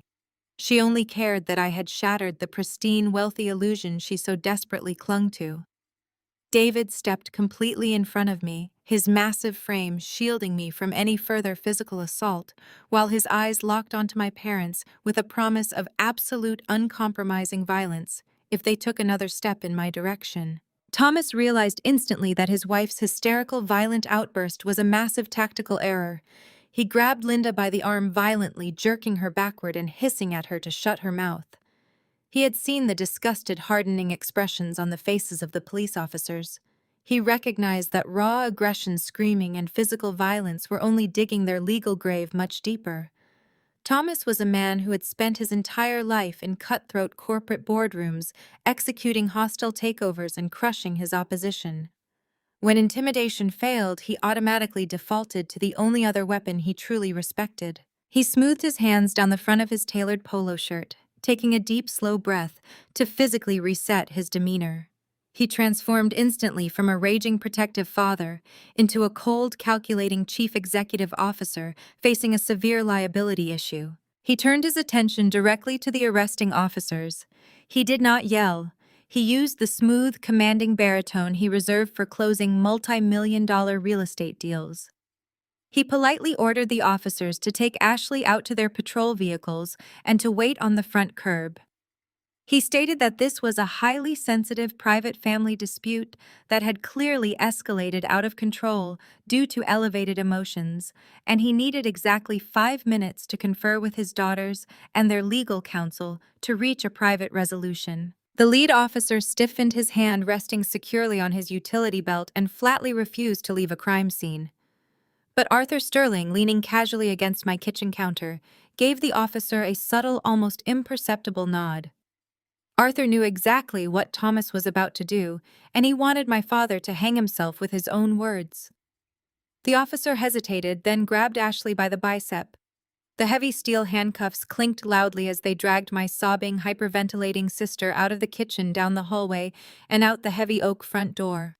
The latch clicked shut, sealing the rest of us inside. The silence that followed was heavy and metallic. Thomas turned away from the hallway and fixed his gaze squarely on Arthur Sterling and Robert Harrison. He knew these men were apex predators in the legal world, and he knew predators could always be bought if the meat was sweet enough. He offered them a bribe so massive and so brazen it temporarily defied logic. Thomas looked directly at Arthur and offered to transfer his entire commercial real estate holding company's legal representation exclusively to their firm effective immediately tomorrow morning. He casually mentioned that his company generated millions of dollars in billable hours every single year through acquisitions, zoning disputes, and corporate litigation. He promised them a massive non-refundable 7-figure retainer wired directly into their operating account by noon. The only condition Thomas stated with absolute coldness was that Arthur and Robert pack up their briefcases, walk out of my house, and immediately terminate their employment relationship with my husband. He wanted David completely isolated, stripped of his firm's backing, and left to fight this battle entirely alone. Arthur Sterling did not blink. He did not shift his weight. He looked at my father with the mild, detached amusement of a man watching a pigeon try to negotiate with a shotgun. Arthur slowly buttoned his suit jacket, offering Thomas a smile that was completely devoid of human warmth, and politely declined the offer, noting that their firm did not represent individuals who attempted to bribe officers of the court to cover up the attempted assassination of a minor. Seeing that the corporate lawyers could not be bought, Thomas pivoted his cold, dead eyes back to David and me. He did not look like a father looking at his daughter. He looked like a man evaluating a deeply defective product on an assembly line. He realized he could not intimidate us, and he could not isolate us. So he decided to simply purchase our silence. He issued a sickening, calculated ultimatum. He broke the transaction down into actionable deliverables, ticking them off on his thick fingers one by one. First, David and I were to walk out the front door, approach the police officers, and officially decline to press any criminal charges. We were to tell the authorities that the entire situation was a massive emotional misunderstanding fueled by panic over Lily's allergic reaction, and that we no longer believed any crime had been committed. Second, I was to immediately delete the high-definition MP4 video file from David's laptop. I was to hand over the physical hard drive, the hidden nanny camera itself, and any cloud backup passwords, allowing Thomas to personally ensure the digital evidence was completely and permanently eradicated from existence. Third, David was to retrieve the dark amber vial of concentrated walnut oil from the kitchen garbage can, wash the glass clean of any remaining fingerprints, and hand the physical weapon directly to my father to be destroyed. Thomas stood in my kitchen and systematically listed the steps required to completely cover up the attempted murder of my 7-year-old daughter. He spoke with the terrifying clinical detachment of a man ordering a routine oil change for his car. Then he laid out the rewards for our absolute compliance. If we followed his instructions perfectly, Thomas promised to personally liquidate a portion of his commercial assets tomorrow morning. He would track down the violent off-the-books loan sharks who were threatening Ashley's life, and he would pay off her $500,000 debt in full in cash. He would ensure those dangerous men never came anywhere near our family again. Furthermore, he promised to march directly into his own estate attorney's office and officially legally disinherit Ashley from his own will.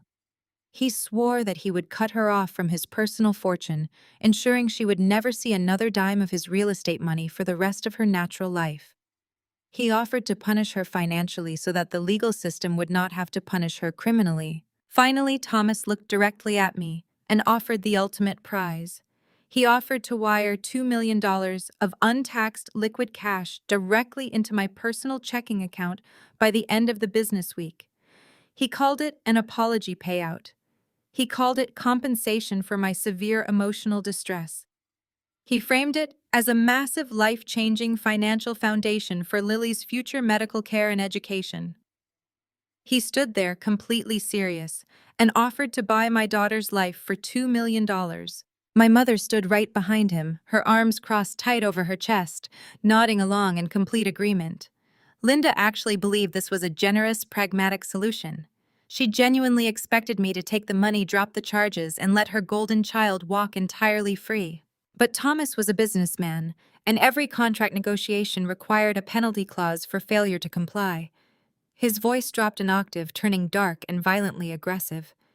He laid out exactly what would happen if I refused his generous offer and proceeded with the criminal charges against his precious daughter.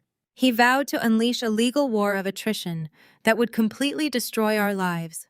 He promised to liquidate every single commercial building, apartment complex, and vacant lot he owned, to build a legal defense fund for Ashley that rivaled the gross domestic product of a small nation. He swore he would hire a small army of the most ruthless, unethical defense attorneys in the country. He looked at David and promised to file dozens of frivolous, malicious complaints with the State Bar Association accusing my husband of professional misconduct and legal malpractice until his career was entirely suffocated by investigations. He looked at me and promised to drag me through civil court for the next decade. He vowed to file retaliatory lawsuits against me for defamation of character, illegal domestic surveillance, and corporate theft regarding the trust documents. He promised to force me into endless, agonizing depositions where his lawyers would ruthlessly assassinate my character, claiming I was a negligent, hysterical mother who accidentally caused the allergic reaction myself and was looking for a scapegoat. He guaranteed that he would keep us trapped in civil litigation until the exorbitant legal fees completely bankrupted us. He promised to make sure the bank foreclosed on our home, that David lost his license to practice law, and that we spent the rest of our miserable lives drowning in debt and public disgrace. He vowed to make our existence a living hell, all while his expensive defense team ensured Ashley walked completely free on reasonable doubt. Thomas finished his pitch. He stood tall, his chest expanded, waiting for his absolute financial superiority to crush my resolve. He waited for the fear to wash over my face. He waited for me to look at David, break down in tears, and accept the $2 million bribe to save our home and our careers. I looked at the black binder sitting on the marble island. I looked at the sleek silver laptop displaying the frozen image of my sister holding a lethal weapon over my child's birthday cake. I looked at my mother, who was glaring at me with impatient, toxic expectation. And finally, I looked directly into my father's cold, calculating eyes. I did not feel fear. I did not feel intimidated. I did not feel the crushing weight of his wealth pressing down on my shoulders. Instead, a strange, bubbling sensation began to rise rapidly in the back of my throat. It pushed past the anger, past the betrayal, and past the deep, profound disgust I felt for the two people who had brought me into this world. I threw my head back and I began to laugh. It was not a chuckle. It was not a polite, dismissive sound. It was a loud, hollow, freezing laugh that echoed violently off the pristine kitchen cabinets. The sound was so entirely devoid of sanity, so completely empty of human warmth, that it caused my mother to physically flinch and take a step backward. My father's confident, arrogant posture instantly evaporated, replaced by genuine, creeping terror as my cold, echoing laughter filled the room. My hollow, echoing laughter hit the pristine marble walls of the kitchen and died instantly, leaving behind a silence so absolute it felt incredibly heavy. The arrogant, untouchable posture that had defined my father for 60 years completely vanished, replaced by a creeping, visceral terror. He took a hesitant half-step backward, his expensive leather shoes squeaking awkwardly against the hardwood floor. He had expected me to cower. He had expected me to calculate the massive financial threat, look at my husband in despair, and gratefully accept his $2 million bribe to save our careers. Instead, he was staring at a woman who looked at his ultimate, earth-shattering ultimatum as if it were a pathetic, amateurish joke. I stopped laughing. I let the cold, clinical silence stretch for 5 agonizing seconds, forcing my father to sit in the uncomfortable void of his own failure. I locked my eyes directly onto his. I did not blink. I told him that his $2 million apology payout was a truly spectacular offer. I thanked him for finally having the sheer, unadulterated audacity to put a concrete, taxable price tag on my 7-year-old daughter's life. I nodded slowly, acknowledging the immense scale of the legal war he had just threatened to unleash upon David and me. And then I leaned forward over the kitchen island and delivered the final, devastating reality check. I told him that I was going to decline his generous bribe for one very simple, unavoidable reason. He did not have $2 million to give me. He did not have $200 to his name. Thomas opened his mouth, his face flushing a dangerous crimson as he prepared to scream about his vast, untouchable empire. I slammed my hand flat against the marble countertop, the sharp crack silencing him instantly. I reminded him of every single Thanksgiving dinner and every single Christmas morning where he and my mother had openly mocked my career. For 15 years, they had sneered at my life choices. They had called me a glorified bean counter. They had labeled me a boring mid-level corporate accountant who lacked the ruthless killer instinct required to survive in the real business world. They had elevated Ashley to the status of a brilliant, successful socialite while treating my profession like a tedious, embarrassing hobby. I stepped around the edge of the island, closing the physical distance between us. I told my parents that I was not a mid-level accountant. I was not a simple corporate bookkeeper balancing trivial corporate ledgers. I announced to the entire room that I was the founder, chief executive officer, and sole owner of Vanguard Financial Forensics. I owned the premier, most feared corporate forensic auditing firm on the entire eastern seaboard. I was the apex predator that federal task forces and massive private equity conglomerates hired when they needed to hunt down sophisticated white-collar criminals. I did not just climb the corporate ladder, I owned the people who built it. Arthur Sterling and Robert Harrison did not say a single word, but the feral, approving grins spreading across their faces told my father everything he needed to know. The two elite litigation partners were looking at me with absolute, undeniable professional reverence. My mother let out a small, strangled gasp, her hands fluttering uselessly against her chest as her brain short-circuited. Linda had spent her entire life evaluating people based purely on their financial dominance, and she was suddenly realizing that the daughter she had relentlessly bullied was actually the most powerful person she had ever met. I did not give them a single second to recover. I launched into the meticulous action-based exposition that would completely dismantle my father's entire existence.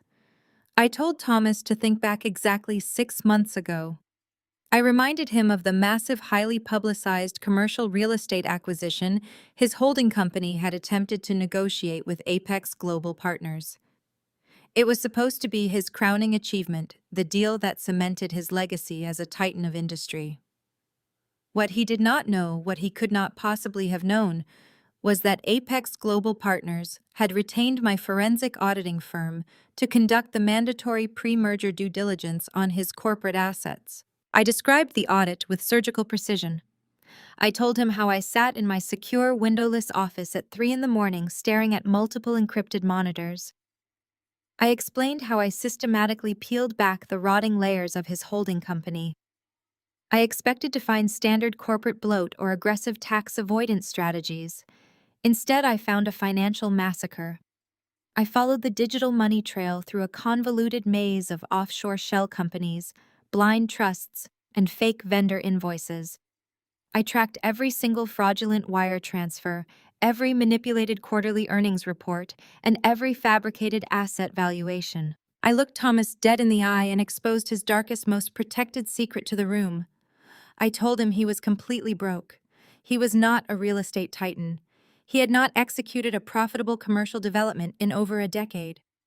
I announced loud and clear for the arresting police officers to hear that Thomas Harrison was running a massive, catastrophic embezzlement scheme. He was operating a desperate, unsustainable Ponzi scheme right under the noses of the federal government. He was systematically stealing millions of dollars directly from his own private investors, illegally commingling restricted pension funds with his personal operating accounts. He had leveraged non-existent properties. He had taken out massive mezzanine loans against commercial assets he had already secretly liquidated. He was robbing his new investors blindly, just to pay the mandatory dividends to his old investors, keeping the entire fraudulent house of cards standing through sheer willpower and relentless corporate forgery. I broke down exactly where the stolen money went, ensuring my mother absorbed every single word of her own complicity. I told them that the stolen investor capital paid for the sprawling, pristine suburban mansion they were currently standing in. The stolen money paid for Linda's exclusive country club memberships, her weekly spa treatments, and her closet full of designer handbags. Their entire wealthy aesthetic was funded by stolen retirement accounts. But the vast majority of the embezzled funds went directly to protecting their precious golden child. I pointed at Ashley, who was still weeping silently in handcuffs by the front door. I listed her endless catastrophic bailouts. Every time Ashley destroyed a luxury vehicle while driving under the influence Thomas stole from his investors to buy her a new one. Every time Ashley racked up 6 figures in mindless, frivolous credit card debt, Thomas embezzled corporate funds to wipe the slate clean. Every time Ashley needed a massive, untraceable infusion of cash to pay off hush money settlements, to keep her reckless behavior out of the local news, my father happily committed federal wire fraud to protect her image. He had bled his own holding company completely dry, destroying the financial futures of hundreds of innocent investors simply to maintain the arrogant, lavish facade of the Harrison family empire. Thomas began to physically shake. The color completely drained from his face, leaving his skin a sickly mottled gray. He stammered, his voice weak and pathetic. He tried to deny the accusations, claiming his company was fully solvent, claiming his assets were securely locked in overseas accounts that I could not possibly access. He desperately tried to cling to the illusion that he was still in control, that he still had the power to crush me in civil court, and that he could still buy his way out of this nightmare. I did not argue with him. I reached back into my heavy leather briefcase and pulled out a fresh, pristine stack of legal documents bound tightly in red evidence tape. The bold federal seals stamped across the top page were impossible to ignore. I slammed the heavy stack of documents down onto the marble island right next to the damning video footage of his murderous daughter. I told Thomas that his empire was not failing. I told him that his holding company was not simply going bankrupt. I looked at my parents and delivered the final fatal blow to their entire existence. I told them that their empire had already completely collapsed. My father stared at the thick stack of federal documents bound in red evidence tape as if it were a live explosive device. His hands hovered over the marble island, trembling so violently he could not even bring himself to touch the paper. The color had entirely abandoned his face. He looked like a hollow, defeated shell of the arrogant patriarch who had tried to purchase my daughter's life just 2 minutes prior. My mother, completely oblivious to the mechanics of corporate finance, but hyper-aware of the shifting power dynamics in the room, clutched my father's arm. She demanded that he say something, that he put me in my place, that he call his lawyers, and make this nightmare disappear. He ignored her. He could not speak. The suffocating weight of his undeniable documented financial crimes had crushed the breath right out of his lungs. I stopped laughing. I let the cold, clinical silence stretch for a few agonizing seconds, forcing my father to sit in the uncomfortable void of his own failure. I locked my eyes directly onto his and told him that I did not just stumble upon his massive, catastrophic embezzlement scheme by accident. I had suspected for years that his real estate empire was nothing but a rotting facade. I saw the desperate, erratic shifts in his business strategies at family dinners. I noticed the way he panicked during the last market downturn, sweating through his expensive tailored suits while pretending everything was perfectly fine to his country club friends. When the private equity firm hired my forensic auditing team to review his holding company ahead of the proposed merger, I already knew exactly where to look. I knew where he buried his financial skeletons because I knew his extreme arrogance blinded him to his own operational sloppiness. I explained to the silent captive room that I also knew his illegal house of cards was inevitably going to crash. It was mathematically impossible to sustain a Ponzi scheme of that magnitude without the entire structure collapsing in on itself. I knew that when the federal authorities finally caught wind of his massive embezzlement, they would not just seize his commercial assets. They would tear our entire family apart in the press. They would freeze every single bank account associated with the Harrison name. They would seize the properties. They would leave my parents utterly destitute, facing decades in federal prison and completely exposed to the wrath of the investors they had ruthlessly defrauded to maintain their lifestyle. I looked at David, who gave me a sharp, affirming nod. I turned my attention back to my terrified father. I told him that despite a lifetime of emotional abuse, despite the constant mockery and the relentless comparisons to my criminal sister, I still possessed a fundamental sense of familial duty. I refused to let my family be publicly humiliated and entirely destroyed by the federal government. So David and I orchestrated a brilliant, airtight legal maneuver to step in before the federal authorities could initiate their massive asset seizures. We laid a flawless, inescapable trap. I explained the mechanics of the operation, my voice ringing with absolute clinical precision in the quiet kitchen. When Thomas's massive commercial loans began to default 6 months ago, the legitimate banks panicked. They recognized that his real estate holding company was highly toxic, deeply over-leveraged, and headed straight for a catastrophic, extremely public bankruptcy. The banks wanted out, and they wanted out immediately. They were desperate to offload Thomas's toxic debt from their balance sheets before the impending federal indictments hit the news cycle and rendered the debt entirely worthless. David and I capitalized on their absolute desperation. We established a fully anonymized, highly secure proxy limited liability company registered in Delaware. We utilized the massive capital reserves I had legally earned from building my forensic auditing firm to approach those panicking banks. We offered to buy up every single cent of Thomas's defaulted corporate debt. The banks were so eager to wash their hands of the Harrison family mess that they sold us the debt for absolute pennies on the dollar. We bought his financial obligations quietly, legally, and completely under the radar. I reached into my briefcase one final time. The satisfying snap of the brass latches echoed loudly in the silent kitchen. I pulled out a sleek black legal folder and dropped it directly on top of the federal evidence documents. I slid the folder across the smooth marble island until it rested right against my father's trembling fingers. I commanded him to open it. I commanded him to look at the signatures, the notarized stamps, and the official transfer deeds that dictated his entire reality. Thomas slowly peeled back the black cover. His eyes widened in sheer unadulterated horror as he read the title pages. I told him that those documents were the absolute legally binding proof of our transaction. I explained that by purchasing his defaulted debt, my anonymous proxy company had acquired the primary lien holder status on every single asset he falsely believed he still controlled. I told him to look at the name of the managing director of that proxy company.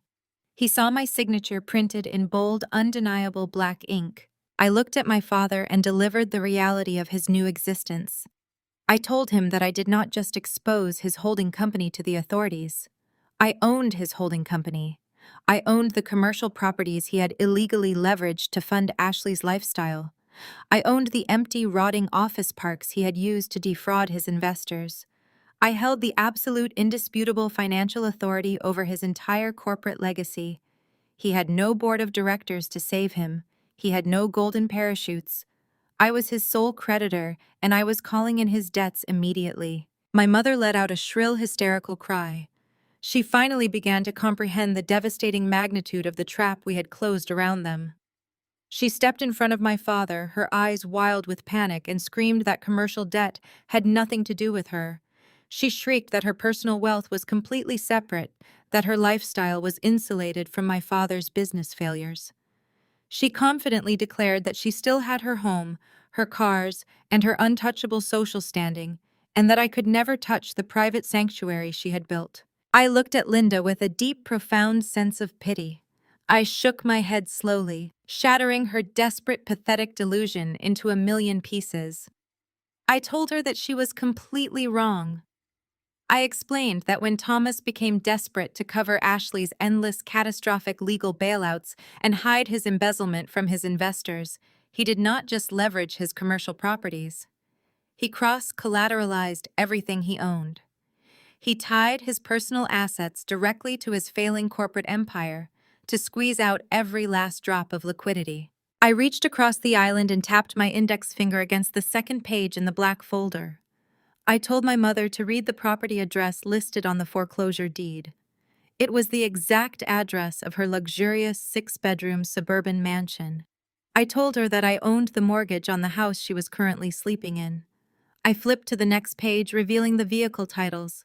I told her that I owned the pink slips to the luxury cars parked in her pristine driveway. I owned the country club memberships. I owned the vacation properties.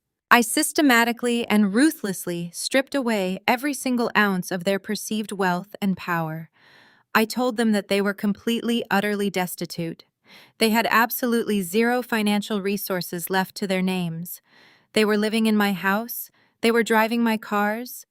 They were existing entirely at my absolute mercy, and they had absolutely nothing left to offer the world or each other. The sheer paralyzing reality of their absolute ruin finally sank in. My parents stood frozen, stripped of their arrogance, stripped of their wealth, and completely powerless to stop the legal avalanche crashing down upon them. From the front hallway, a low, terrified whimper broke the silence. Ashley had stopped sobbing. She was sitting handcuffed on the floor, surrounded by the police officers who had paused to listen to the brutal dismantling of the Harrison family empire. Ashley's mascara-stained face twisted in pure terror as she stared at her parents.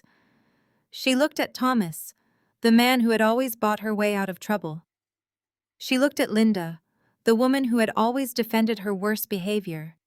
And in that horrifying moment, Ashley finally realized that her safety net was entirely gone. Her parents had no money to pay off her loan sharks, and they had absolutely no power left to save her from going to federal prison. The heavy silence in the kitchen was broken only by the sharp metallic ratcheting of handcuffs. The lead police officer, having heard enough of my father's dismantled empire to know no high-priced legal team was walking through that door, stepped firmly back into the center of the room. He reached down, grabbed Ashley by her trembling bicep, and hauled her roughly to her feet. He recited her Miranda rights with a bored, practiced efficiency that made the reality of the situation crash down with suffocating weight. He informed my sister that she was under arrest for attempted homicide, corporate fraud, and identity theft. Ashley thrashed wildly against his grip. Her designer dress twisted around her knees. Her meticulously styled hair clung in sweaty strands to her tear-soaked face. She looked frantically toward my father. She shrieked his name, demanding that he fix it, demanding that he call his friends in the district attorney's office, demanding that he write a check to make the officers go away. Thomas did not move. He stood completely paralyzed beside the marble island, his eyes locked on the black legal folder containing the absolute destruction of his legacy. He could not even look his golden child in the eye. He had nothing left to offer. He had no power, no leverage, and no money. Ashley's terrified gaze snapped toward my mother. Linda was backed against the stainless steel refrigerator, her hands clamped over her mouth, her eyes wide with a mixture of shock and impending social ruin. Linda shook her head, a pathetic, helpless gesture. There was no safety net. There was no army of ruthless defense attorneys preparing to storm the precinct. There was only the cold, hard reality of a state penitentiary waiting for her. The sheer visceral panic of self-preservation instantly overrode 30 years of toxic familial loyalty. Ashley realized she was about to take the fall for a multi-layered felony, completely alone. She was going to spend the rest of her natural life in a concrete cell while her parents lost their mansion and moved into a cheap apartment. The survival instinct of a cornered animal took total control. "Wait!" Ashley screamed, her voice cracking into a shrill, hysterical pitch that forced the arresting officer to pause. She dug the heels of her expensive shoes into the hardwood floor, refusing to be pulled toward the hallway. She looked frantically between the two officers, her chest heaving, her eyes wild with a sudden desperate calculation. I did not do it alone. The room froze. David stepped slightly closer to me, his presence a solid wall of protection as the toxic family dynamic finally turned entirely on itself. Arthur Sterling and Robert Harrison exchanged a sharp professional glance, instantly recognizing the pivot. Ashley was attempting to broker a deal. "I bought the oil!" Ashley shrieked, the confession bursting from her lips in a rapid, frantic torrent. "I bought the concentrated walnut extract from a specialty culinary supplier online. I used a prepaid debit card. I had it shipped to a virtual locker downtown so the packaging would not be traced back to my apartment. I admit it. I put it on the cake." The lead officer narrowed his eyes, tightening his grip on her arm. He told her that her full confession would be formally recorded down at the station and yanked her forward again. "No! You have to listen to me!" Ashley thrashed harder, desperate to secure a lifeline. She aggressively threw her handcuffed wrists forward, pointing a shaking accusatory finger directly across the kitchen. She pointed dead at my mother. "It was her idea!" Ashley screamed, her voice echoing with vicious, undeniable clarity. "It was all her idea. You need to arrest her too. I want a plea deal. I will testify against her." Linda's hands dropped from her mouth. Her face went entirely slack, her features stretching into a mask of pure, unadulterated horror. She stared at her youngest daughter, the child she had protected, enabled, and spoiled for 3 decades, completely unable to process the betrayal. "What are you talking about?" Linda whispered, her voice barely a dry croak. "Ashley, stop it. You are hysterical. You do not know what you are saying." "I know exactly what I'm saying," Ashley yelled back, her fear transforming into vicious, cornered rage. She looked at the police officers, her eyes wide and manic, eager to trade her mother's freedom for a reduced sentence. "She told me to do it. Mom knew everything. Thomas snapped his head toward his wife, his jaw dropping in sheer disbelief. He stared at Linda as if he were looking at a stranger. Ashley turned her frantic exposition entirely onto Linda, weaponizing every secret they had ever shared. She told the room that my mother had secretly discovered Thomas's massive embezzlement scheme over a month ago. Linda had found the overdue margin call notices hidden in his home office. She knew the commercial real estate empire was completely bankrupt. She knew the federal authorities were closing in. She knew that within a matter of weeks, the banks were going to seize the six-bedroom suburban mansion, liquidate her luxury vehicles, and strip away the country club memberships that defined her entire pathetic existence. Linda was absolutely terrified of poverty. Ashley shrieked, her voice echoing off the tile backsplash. She could not stomach the idea of being the subject of country club gossip. She could not face the humiliation of losing her status and becoming a laughingstock among her wealthy friends. She was desperate for a massive, untraceable influx of cash to pay off Thomas's fraudulent loans and save her own lavish lifestyle. My mother violently shook her head, her perfectly manicured nails digging into the edge of the granite countertops. She opened her mouth to deny it, but Ashley was relentless, pouring out the damning details with the speed of a desperate informant. Ashley revealed that it was Linda who had illegally requested a copy of Grandfather William's trust documents from the family archive. It was Linda who had meticulously scoured the bylaws and found the contingent beneficiary clause buried on page 42. It was Linda who realized that if 7-year-old Lily tragically passed away, the ironclad $10 million trust would immediately dissolve and completely default to Ashley. "She came to my apartment," Ashley yelled, her chest heaving as she cemented her mother's guilt. "She knew my loan sharks were threatening to break my legs. She knew I was completely desperate. She brought a copy of the trust documents and laid them out on my coffee table. She told me that Joanna was too arrogant and too busy playing the perfect corporate boss to ever suspect her own family." Ashley looked directly at me, her tear-streaked face twisting with a sick, pathetic justification. "She said you were always so rigid about Lily's allergies. She said if Lily had a fatal reaction at a chaotic birthday party, everyone would just assume it was a tragic cross-contamination accident, a caterer's mistake, a tragic flaw in the kitchen. No one would ever suspect the grandmother or the aunt. The police would write it off as an accidental anaphylactic shock, and the $10 million would be wired directly into my account within 30 days. The sheer horrifying magnitude of the conspiracy hung in the air, heavy and suffocating. David let out a low, dangerous breath, his hands curling into tight fists at his sides. My mother had not just turned a blind eye to my daughter's attempted murder. She had actively engineered it.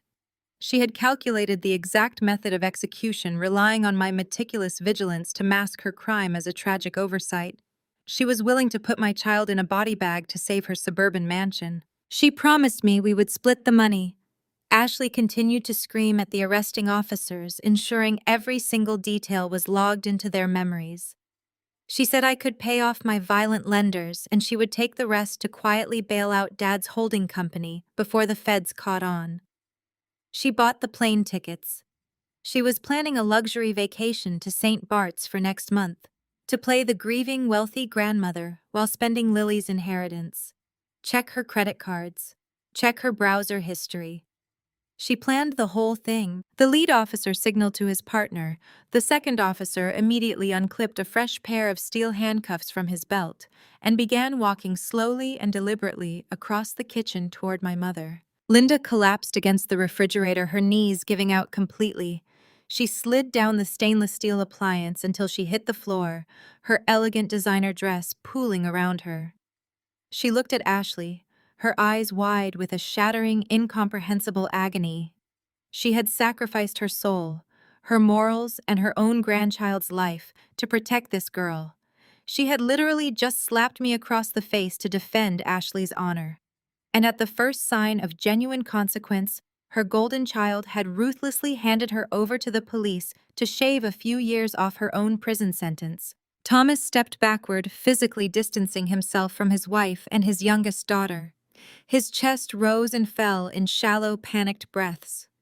He had spent his entire life building an empire on lies, intimidation, and fraud. He thought he controlled every aspect of his family. He thought his wealth made him a god. Now he was standing in a kitchen he no longer owned, watching his completely bankrupt reality crash down around him, while his wife and daughter turned into vicious feral animals, tearing each other apart for a plea deal. The officer reached Linda. He grabbed her arm, hauling her up from the floor with the exact same rough efficiency he had used on Ashley. He yanked her arms behind her back, the sharp click of the handcuffs echoing like a judge's gavel. Linda did not fight. She did not scream. She just stared at Ashley with hollow, dead eyes, completely destroyed by the ultimate betrayal. The Golden Child had finally burned their empire to the ground. The second officer stepped forward and secured the heavy steel handcuffs around my mother's wrists. The sharp mechanical clicking sound sliced through the heavy, suffocating silence of the kitchen. Linda did not resist. She stood completely limp against the stainless steel refrigerator, her eyes glazed over, staring vacantly at the marble floor. Her immaculate, carefully curated facade had entirely dissolved. She was no longer a wealthy suburban matriarch holding court at a country club. She was nothing but a hollow, terrified shell of a woman who had just realized her life of luxury was officially over, replaced by the grim reality of a concrete cell block. The lead officer tapped the small black rectangular device mounted securely to the center of his tactical vest. He looked directly down at my sister, who was still kneeling on the floor, weeping and rambling frantically about her willingness to wear a wire against her own mother. He informed Ashley that his body camera had been actively recording for the past 20 minutes. He told her that every single word of her desperate, unprompted confession and every single detail of her conspiracy accusation against Linda had been captured in crystal-clear, high-definition audio and video. There would be no walking back her statements in an interrogation room. There would be no convenient memory lapses. Her desperate attempt at a plea deal had just permanently cemented the prosecution's case against both of them. With a voice stripped of all emotion, the officer hauled Ashley to her feet and stood her right next to our mother. He formally read them their Miranda rights, his tone echoing with brutal, practiced efficiency. He listed the charges with absolute clarity: attempted homicide, criminal conspiracy to commit murder, felony fraud, identity theft. The words hung heavily in the air, a devastating, undeniable inventory of their absolute moral bankruptcy. The officers marched my mother and sister down the main hallway. Ashley sobbed hysterically, her expensive heels dragging against the custom Persian rugs as she begged the officers to let her call her lawyer. Linda walked in absolute catatonic silence, a woman marching directly to her own funeral.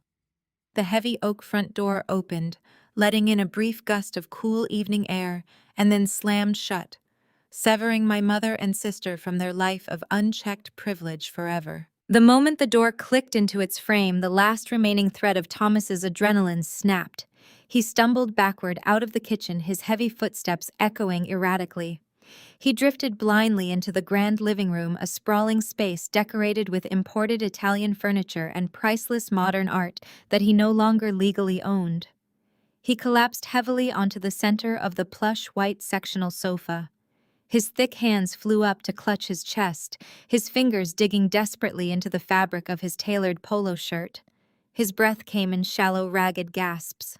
In a matter of minutes, the ruthless, untouchable real estate tycoon had been completely reduced to a broken, penniless old man fighting for oxygen in a house he was about to lose. I walked slowly into the living room, followed closely by David, Arthur, and Robert. I stood over my father, watching him struggle to comprehend the sheer totality of his ruin. Thomas looked up at me.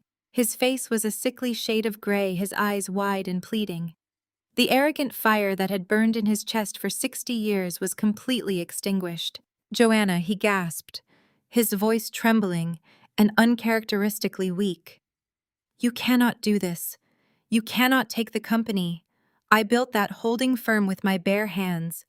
I poured my entire life into those commercial properties. You are my daughter. I am your father. You have to give it back to me. We can fix this. I will sign whatever you want. I will make you a full partner." Just tear up those proxy deeds, please. You are my blood. You cannot leave me with absolutely nothing." I stared down at the man who had spent my entire life making me feel small, inadequate, and utterly invisible. I did not feel a single ounce of sympathy. I did not feel the familiar childhood urge to shrink myself to accommodate his massive ego. I felt nothing but absolute freezing clarity. I kept my voice perfectly level. I told him that blood does not excuse a lifetime of toxic abuse. I told him that a real father does not mock his daughter's career, dismiss her accomplishments, and blindly enable a psychopath who tries to poison his own grandchild. I told him that he lost the absolute right to ever invoke the word family the very second he stood in my kitchen and offered to buy my daughter's life for $2 million. I reached into my leather briefcase one final time. I pulled out a single crisp sheet of legal paper. I did not hand it to him. I let it flutter down onto the glass coffee table, landing directly in front of his face. I told Thomas to read it carefully. It was not a settlement offer. It was not a negotiation tactic. It was a formal, legally binding 30-day eviction notice. I explained the parameters of his new reality with surgical precision. I told him that he had exactly 30 days to pack his personal clothing and whatever minor sentimental trinkets he could carry in a standard suitcase.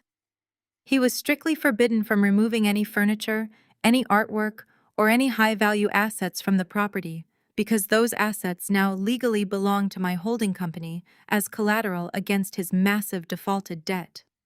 At the stroke of midnight on the 30th day, the locks on the mansion would be changed. The security codes would be wiped. If he was still standing on the property on day 31, he would be arrested and prosecuted for criminal trespassing. Thomas stared at the eviction notice, tears finally spilling over his lower eyelids and tracking slowly down his weathered cheeks. He opened his mouth to beg again, to ask for just a little more time, to ask for a small monthly stipend, to help him find a cheap apartment. I immediately held up my hand, silencing him with a sharp, undeniable gesture. I told him that he was walking away from this catastrophe with the greatest gift he could possibly receive. He was walking away with his freedom, but that freedom came with a strict, non-negotiable price tag. I issued my final, devastating ultimatum. I told Thomas that if he ever tried to contact me again, I would destroy him. If he ever sent a text message to David, I would destroy him. If he ever attempted to approach my daughter or drive past my house or send a letter in the mail, I would destroy him. If he tried to hire a cheap lawyer to fight the eviction, or if he tried to hide any of his remaining liquid assets in an offshore account, I would not hesitate to pull the trigger. I reminded him of the massive, meticulously detailed forensic audit I had compiled over the last 6 months. I told him that I possessed every single encrypted file, every fraudulent wire transfer log, and every fake vendor invoice proving his massive embezzlement scheme. I promised him that if he crossed my boundaries even once, I would personally hand-deliver that entire unredacted audit directly to the regional director of the Federal Bureau of Investigation. I would simultaneously forward a copy to the Criminal Investigation Division of the Internal Revenue Service. I leaned down, bringing my face inches from his, forcing him to look me in the eye. I told him that the FBI does not negotiate. The IRS does not care about his former social status or his country club memberships. If I handed over that file, he would face dozens of counts of federal wire fraud, investor embezzlement, and massive tax evasion. He would not just lose his house. He would spend the remaining years of his natural life wearing an orange jumpsuit in a maximum security federal penitentiary. I straightened my posture, smoothing the front of my jacket. I looked at David, who gave me a slight, incredibly proud smile. I looked at Arthur and Robert, who nodded in absolute respectful agreement. I turned my back on my father.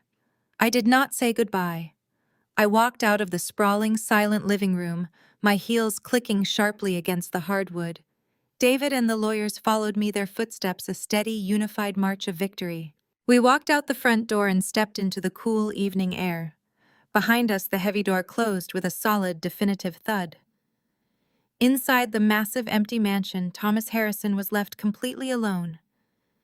He sat on a sofa he no longer owned, staring at an eviction notice he could not fight, entirely consumed by the crushing, defeated silence of a kingdom he had built on lies and lost to the daughter he had always underestimated. David and I walked out the front door and stepped onto the sprawling circular driveway of the Harrison estate. The heavy oak door slammed shut behind us, with a solid, definitive thud, sealing my parents and my sister inside the tomb of their own making. The crisp night air bit at my cheeks, but it felt remarkably pure. It felt entirely cleansing. We stood shoulder to shoulder in absolute unblinking silence as we watched the two police cruisers roll down the manicured street. The harsh, strobe-like flashes of red and blue light painted the pristine suburban houses in a chaotic rhythm. I watched the taillights fade around the corner, carrying my mother and my sister away in the back of a caged vehicle. I searched my heart for a single shred of pity. I looked for a single drop of familial regret or sadness. I found absolutely nothing. There was no sorrow. There was no hesitation. The toxic infection that had plagued my entire existence had finally been surgically removed. David reached out and wrapped his arm securely around my waist, pulling me firmly against his side. He pressed a warm, lingering kiss into my hair. We did not exchange a single word. We did not need to. We walked to our car, got inside, and immediately drove away from the rotting monument of my childhood. We never looked back in the rearview mirror. The drive back to Boston Children's Hospital was bathed in a profound, heavy tranquility. It was not the suffocating, terrifying tension that had gripped us during our frantic race to the mansion just an hour earlier. It was the quiet, shared relief of two parents who had just slaughtered the dragons threatening their child. We navigated the sterile, brightly lit corridors of the pediatric intensive care unit with a renewed sense of purpose. The rhythmic beeping of the cardiac monitors and the soft hum of the oxygen machines no longer sounded like a countdown of dread. They were the steady, reassuring sounds of recovery. We stepped quietly into Lily's room. The harsh fluorescent lights had been dimmed to a soft golden glow. I walked straight to the side of her hospital bed and gently took her small, fragile hand in mine. David stood right beside me, resting his hand firmly on my shoulder. We stood there for 20 minutes, simply watching her chest rise and fall in a steady, healing rhythm. Then her long eyelashes began to flutter. Lily let out a soft, sleepy groan and slowly opened her eyes. She blinked against the dim light, looking groggy and disoriented. Her gaze shifted around the unfamiliar room before finally locking onto my face. A weak, beautiful smile spread across her pale cheeks. "Mommy," she whispered, her voice scratchy and tired. I leaned down and pressed my forehead against hers, letting the hot tears of absolute relief spill silently down my face. I told her that Mommy and Daddy were right here. I told her that she was completely safe. David leaned over and kissed her cheek, his own tears falling freely as he stroked her hair. We wrapped her in a gentle, protective embrace. I promised my little girl that the bad people were gone forever. I promised her that no one would ever hurt her again. The attending physician entered shortly after, reviewing her charts, with a wide smile, officially confirming that the anaphylaxis had completely subsided and she would make a full, miraculous recovery.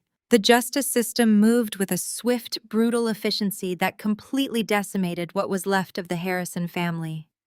6 months later, the federal trial concluded, and it was an absolute media spectacle. The high society friends who used to drink my mother's expensive wine and attend her lavish garden parties vanished immediately. They treated the Harrison name like a highly contagious disease. Not a single person showed up to support them in the courtroom. Linda and Ashley turned on each other with a vicious, animalistic ferocity. Ashley desperately tried to trade her mother's life for a lighter sentence, detailing every single aspect of the murder conspiracy to the federal prosecutors. She played the role of the manipulated victim, crying on the witness stand and blaming Linda for weaponizing her financial debts. Linda retaliated by exposing Ashley's extensive history of credit card fraud, identity theft, and illegal narcotic purchases. Their mutual destruction simply handed the prosecution an airtight case on a silver platter. The federal prosecutor did not even have to try hard. He just let them tear each other to shreds on the public record. The federal judge showed zero leniency. He rejected Ashley's desperate plea deal entirely. He looked down from his bench and explicitly called their conspiracy to murder a 7-year-old child for financial gain one of the most depraved, cold-blooded acts of greed he had ever witnessed in his entire career on the bench. He sentenced both Ashley and Linda to 35 years in a maximum security federal penitentiary. They were convicted of criminal conspiracy to commit murder, first-degree reckless endangerment, and multiple counts of federal wire fraud. There would be no early parole. There would be no comfortable minimum security country club resort. My mother, a woman who once threw a hysterical fit because a caterer used the wrong shade of white linen at a dinner party, was now forced to wear a scratchy, oversized gray jumpsuit. The stress of the trial had rapidly aged her, stripping away the expensive cosmetic enhancements and leaving her looking frail and hollow. She would spend the rest of her natural life locked in a concrete cell, eating processed food from a metal tray, entirely stripped of the vanity, the power and the wealth that had defined her empty soul. Thomas did not fare any better. The 30-day eviction notice expired and he was physically removed from the premises by 2 armed county sheriffs. Because of the massive unredacted forensic audit I handed over to the authorities, the federal government froze every single one of his hidden bank accounts. They seized his offshore trusts. They liquidated his remaining assets to pay back the investors he had ruthlessly defrauded. The former titan of commercial real estate was reduced to absolute grinding poverty. Thomas now lives in a tiny, cramped, third-floor walk-up studio apartment in a decaying industrial neighborhood. The building smells perpetually of stale grease and damp concrete. To pay his meager rent, the man who used to wear $5,000 bespoke suits now wears a cheap polyester uniform vest. He works as a minimum-wage retail greeter at a massive discount hardware store. He spends his days standing on a hard concrete floor for 8 hours, checking receipts and forcing a smile for the exact same working-class people he had spent his entire life mocking. Last month, a former country club associate recognized him in the plumbing aisle. Thomas had to look at the ground in burning, unbearable shame, pretending not to hear the man laughing at him. He is entirely ostracized from his former high society friends. He is a ghost, a broken, penniless old man, living out his final years in total, defeated silence. As for the sprawling, pristine suburban mansion my parents had literally been willing to kill for, I did not keep it. I took legal possession of the property and immediately put it on the market. I ordered my real estate broker to scrub the Harrison name from the listing and sell the entire estate to the highest bidder. The massive property, stripped of its pretentious staging, sold in less than 3 weeks for an exorbitant sum of cash. I took the multi-million-dollar proceeds from the sale of the house and signed the entire amount away in a single incredibly satisfying stroke of a pen. I donated every last cent to a premier pediatric allergy research foundation in Boston. The facility used the massive influx of capital to fund a groundbreaking new clinical trial program dedicated to finding a permanent cure for severe anaphylaxis. They named the new research wing after Lily. The ultimate poetic justice had been served. The toxic, blood-soaked wealth my mother had coveted was used to save the lives of children, exactly like the granddaughter she had ruthlessly tried to murder. The scene shifts away from the cold marble of the past and the sterile courtroom, settling deeply into the vibrant, beating heart of my actual life. It is a rainy Tuesday evening, and the windows of our home are fogged with warm condensation. Inside the kitchen is filled with the rich, mouth-watering aroma of roasted garlic, fresh basil, and simmering tomato sauce. I stand at the stove, stirring the pasta, feeling completely and fundamentally at peace. The house is filled with a bright, echoing sound that instantly warms my chest. It is the sound of Lily laughing. She is sitting at the kitchen island, her legs swinging happily as David teaches her how to properly twirl spaghetti on a fork. She is glowing with health, her cheeks pink, and her eyes shining with absolute joy. I place the large ceramic bowl of pasta in the center of the wooden dining table. The meal we are about to share is entirely perfectly and unconditionally nut-free. There is no anxiety hanging over my shoulder. There is no hypervigilance required in my own dining room. There is no lurking threat masquerading as family. David looks up at me as I take my seat. His eyes hold a deep, unwavering ocean of love, pride, and mutual respect. He reaches across the table and takes my hand, his strong fingers intertwining securely with mine. Lily grabs my other hand, bowing her head playfully, as we share a quiet, beautiful moment of profound gratitude. I close my eyes and breathe in the scent of my home. The nightmare is permanently over. The toxic, poisonous roots of the Harrison family tree have been completely and ruthlessly severed from our lives.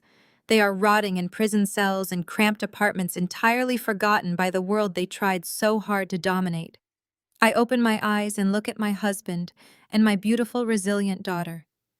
I smile, knowing that I fought the monsters in the dark, and I won. We are safe. We are happy. And we are finally left with the only family that truly matters.